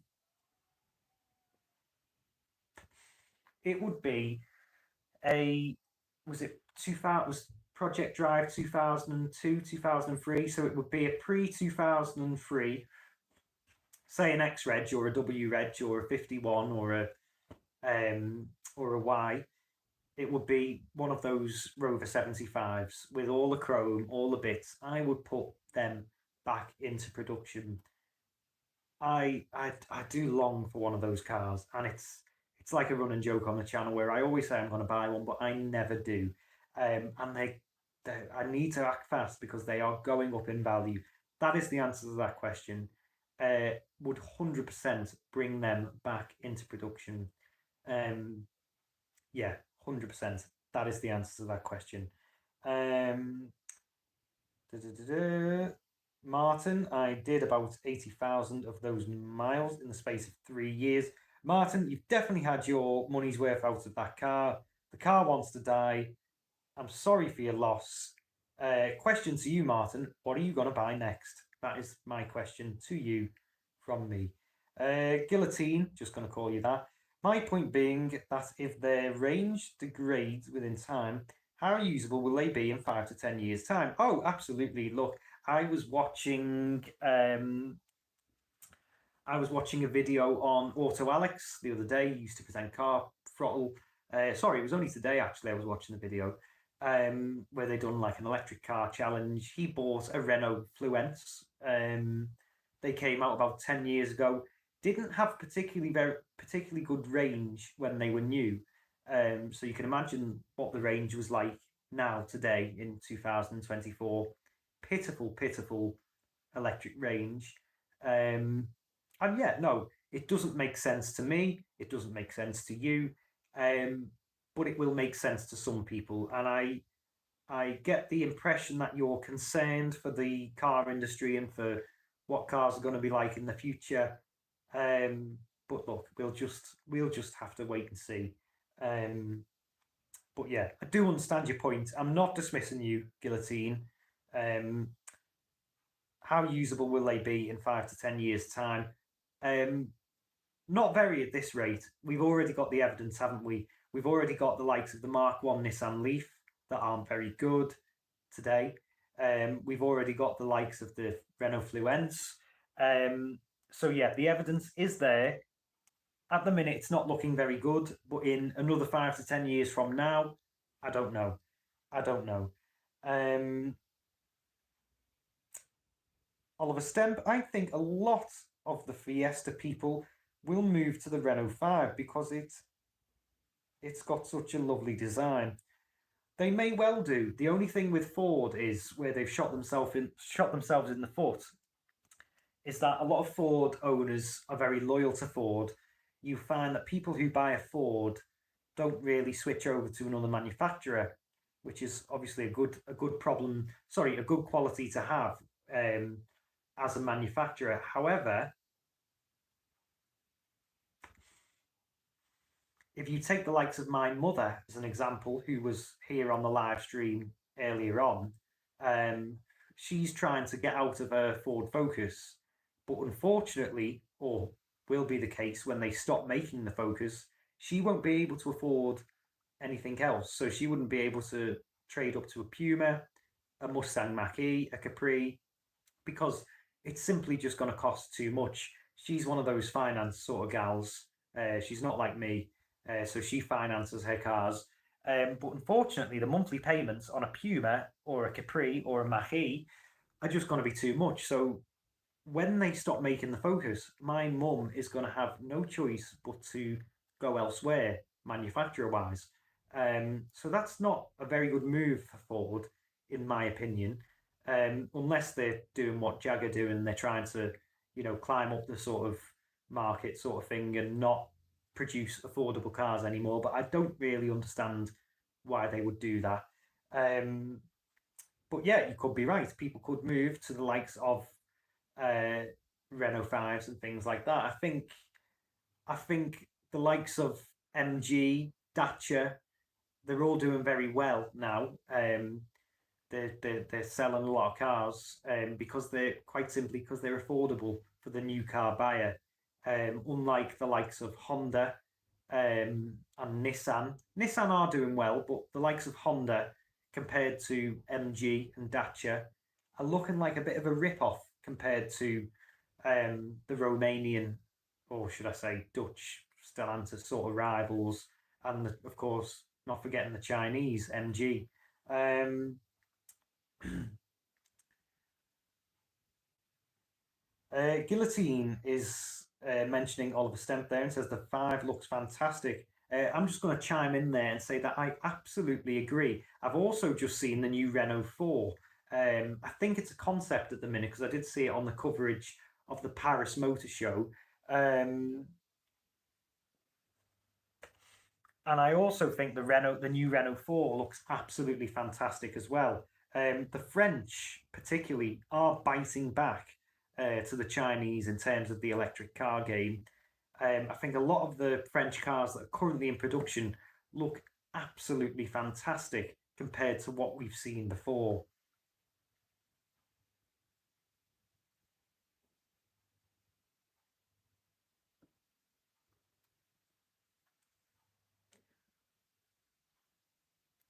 Kapil Patel says very cool choice, and I'm not drunk enough to not know that that is regarding the Rover 75 that I would of course bring back into production.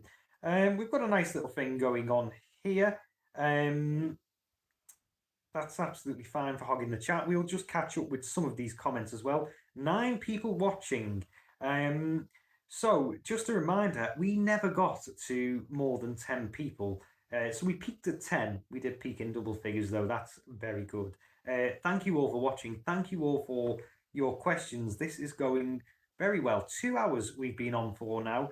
It's been a mixed bag, especially the first half an hour to an hour was pretty dry. But I am loving your contribution. I'm loving your questions. Do keep them coming. We will go for as long as you want, said my wife.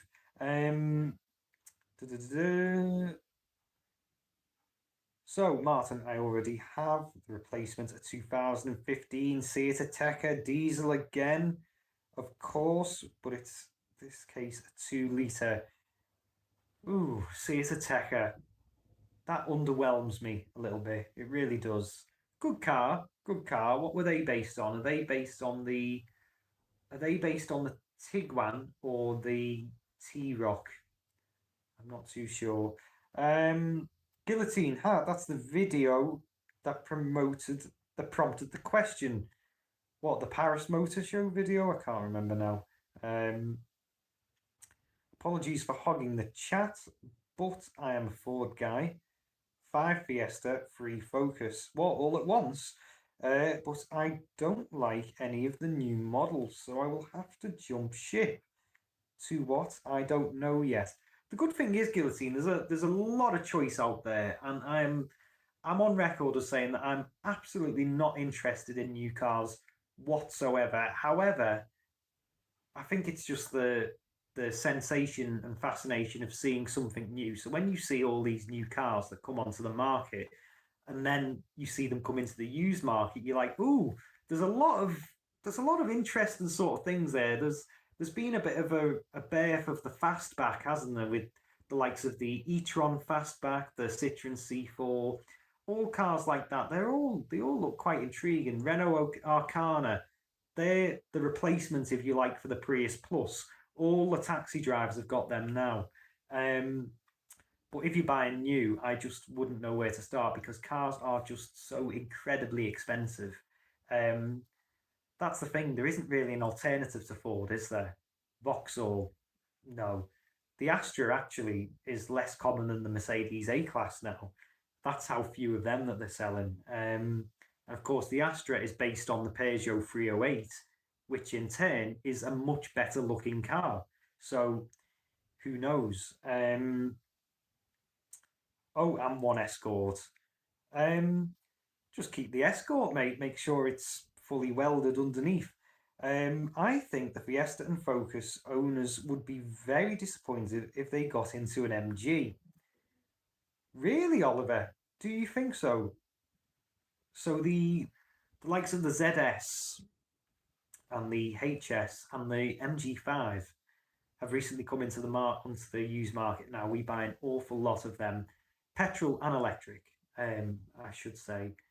And I think they're remarkable cars. I think they're very good. The only thing that happens is that the driver's carpet wears really thin and gets a big hole in it.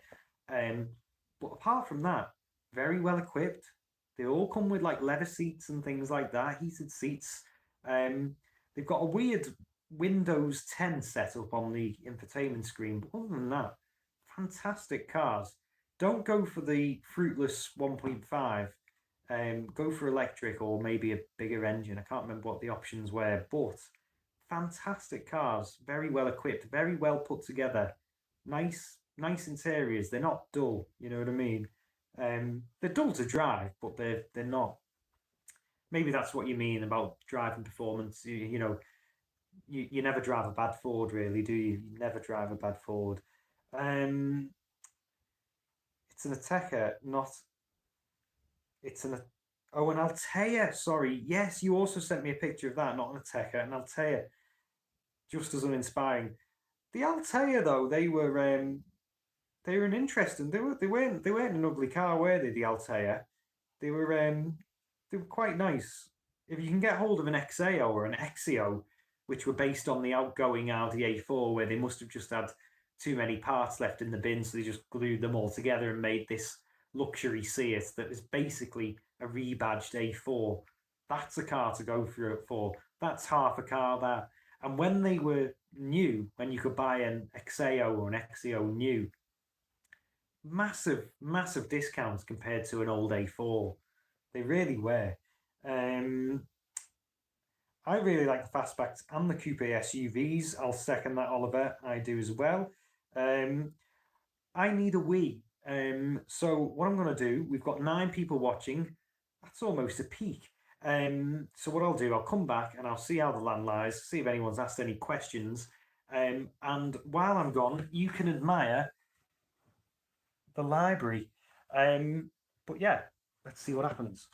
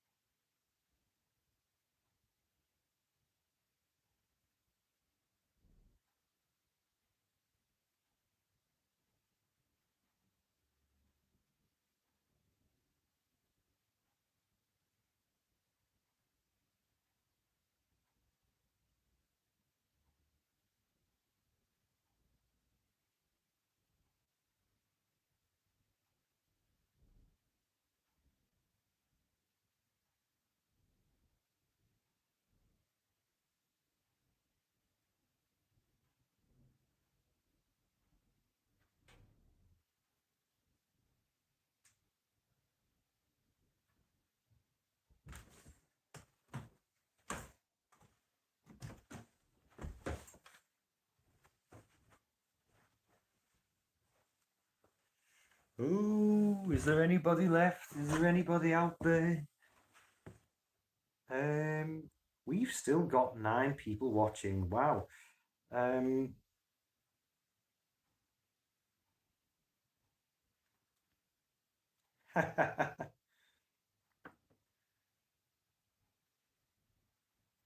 Slow Nick, quick, rearrange all the books.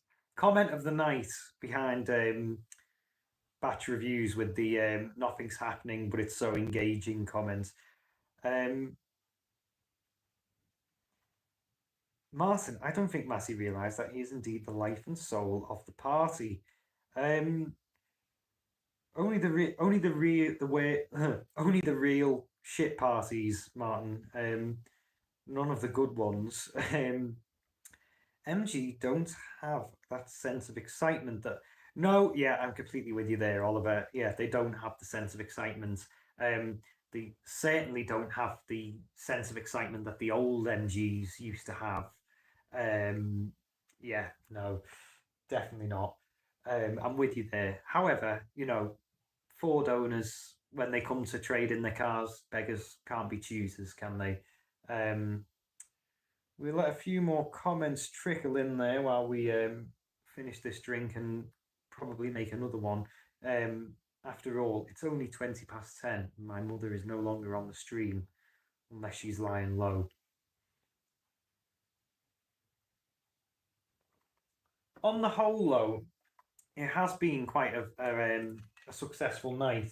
I wonder how many people are still on the other side watching the 24-hour live stream on Up and Down Vids for charity. I have promoted the children's hospice though on this many times, so we're not just here for shits and giggles. We're here for 10 years of Matty's Cars. I don't think there's any additional viewers that have joined that need to know that though. Yeah, fantastic little chat that we've got going here. It's always in the last sort of dregs of the show though that we've got actual people chatting.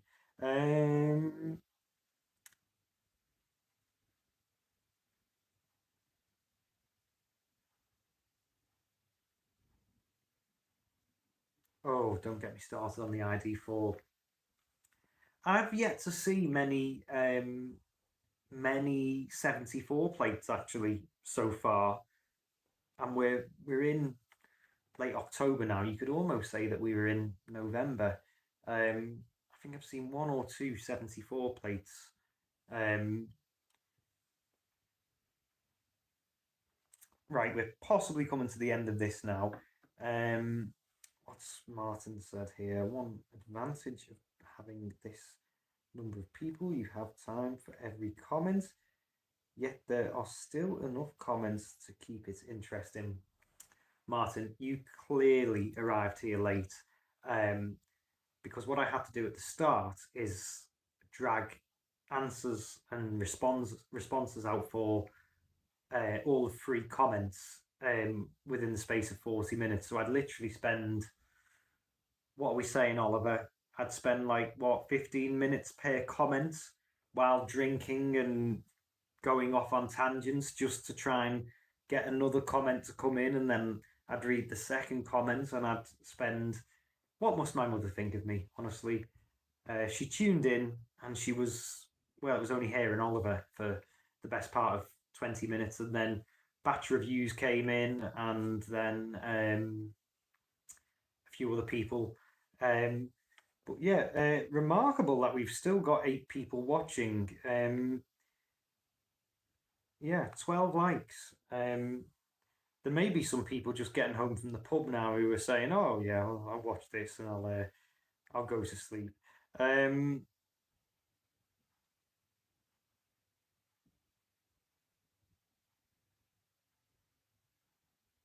I'm just going to have to switch to the iPad very briefly.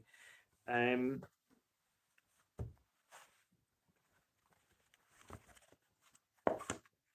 we go. That's actually a better picture there.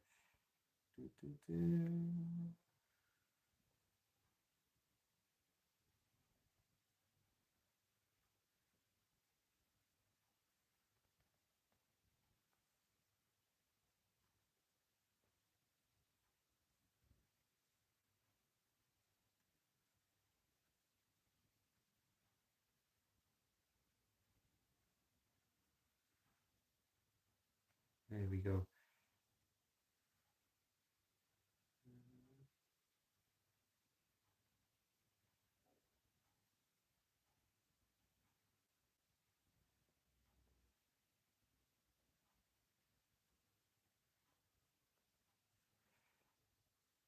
Do you think Ford should have brought the Capri name back for that? Absolutely not. No. Um, from going from the car you always promised yourself to that. No. Um, definitely not. Um, who's this now? Thank you. Oh yeah, you're very welcome. Um, right, what we'll do, guys, it's 24 minutes past the hour of 10 o'clock. We'll go to 10:30. We'll set a little curfew for them. Um, the car you always threatened yourself with. Clearly, this is about the new one. Yeah, yeah. You could threaten other people with it as well. You carry on like that, I'll buy you a new Ford Capri.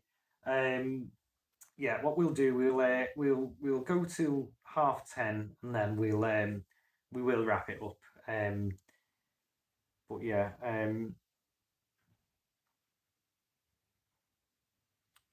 I've only seen that sort of yellowy orange colour that were on the press photos. But yeah, fun colours if you like.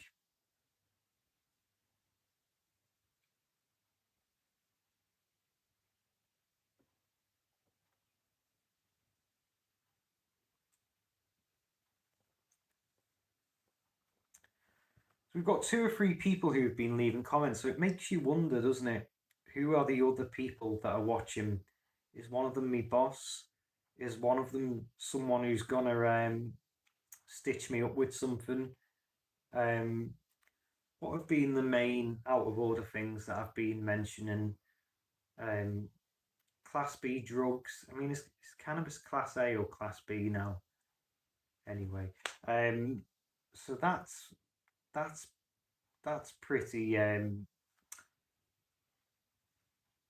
unfriendly for the employer. I don't think I've done. I think I've done pretty well. I don't think I've mentioned anything.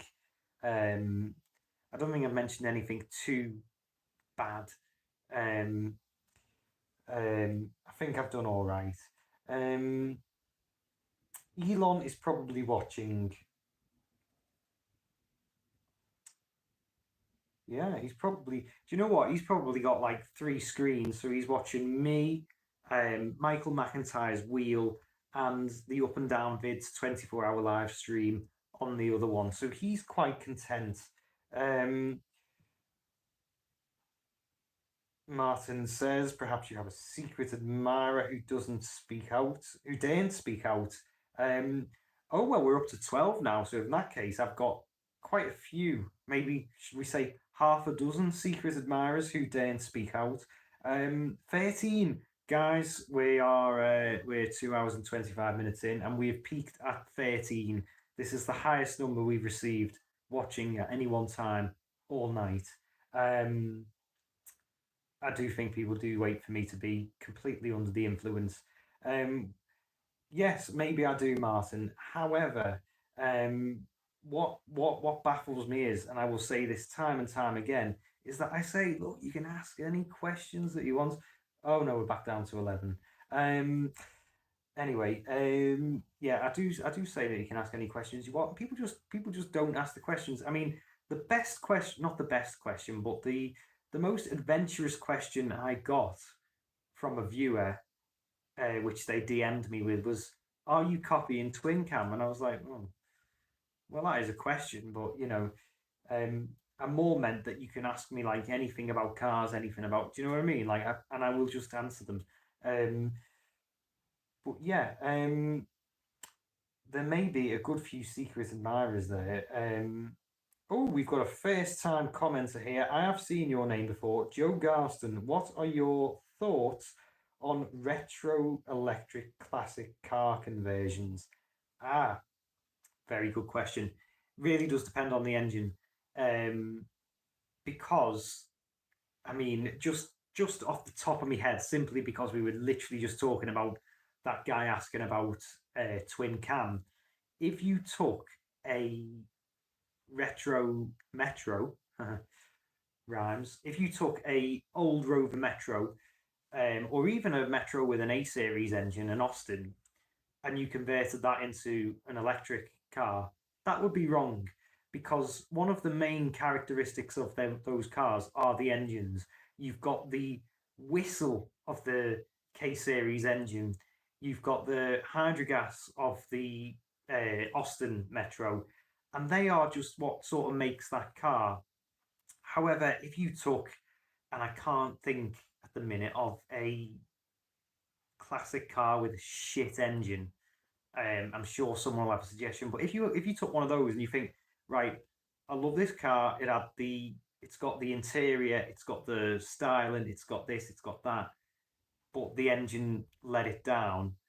Um, something like, I don't know, a 2CV. Am I being controversial there? Something with a really slow, sort of lackluster, sluggish engine where the actual innovation of the car, the drivetrain, the performance, sorry, not the performance, the suspension, perhaps the interior, the way the car looked, the way it was, but all that let it down was the engine, or maybe perhaps the engine just doesn't stack up these days. Then yeah, 100% convert it into electric. Why not? Um, you'll always have people saying, "Well, it's not a real car. It's not real. It's you've ruined it." But if you like it and it makes sense to you, and it makes, well, if it does, then yeah, that's definitely it. I mean, you could argue that my Saxo doesn't have the best engine. It's not particularly iconic. However, in my humble opinion, the 1 litre TU engine, very good engine, bulletproof, may I add. Um, and yeah, I wouldn't convert it to electric, but I can see why somebody would. if you get what I mean. Um, Unpopular opinion, I actually like the last generation Scorpio with the light facelift thoughts. Guillotine, was that the Sad Eye Scorpio? I like it as well. I think it's got a slightly Americanized look to it for the UK market. It's not the one with the long, just the all in one long light along the back and then like the sort of sad eyes. I like them. I do like them. A lot of car for the money. Again, half a car back in the day. Very good car. Not the best looking, but I'm not offended by the looks. You know what I mean? I thought it was quite something. I wouldn't mind one of them actually. I really wouldn't. I wouldn't mind an old Scorpio. Um, I was lusting after a Mondeo Mark II Mondeo, 3 litre. I'm sure it was a 3 litre V6 beige estate on Car and Classic. It was for sale for months, months and months and months. Gaia X it was. Leather seats, wood interior, automatic. Oh, how I longed for that car. It was quite a while away as well. And as soon as I had the money to buy it, it had gone. But it was gorgeous. It was absolutely gorgeous. It had done about 150,000 miles, but it looked absolutely mint. It was beautiful, absolutely beautiful. Beige as well. Oh, um, where are we? Where are we? Where are we? What about putting a modern ICE engine into older cars that deserve better, i.e., EcoBoost in a Mark for Fiesta or KA?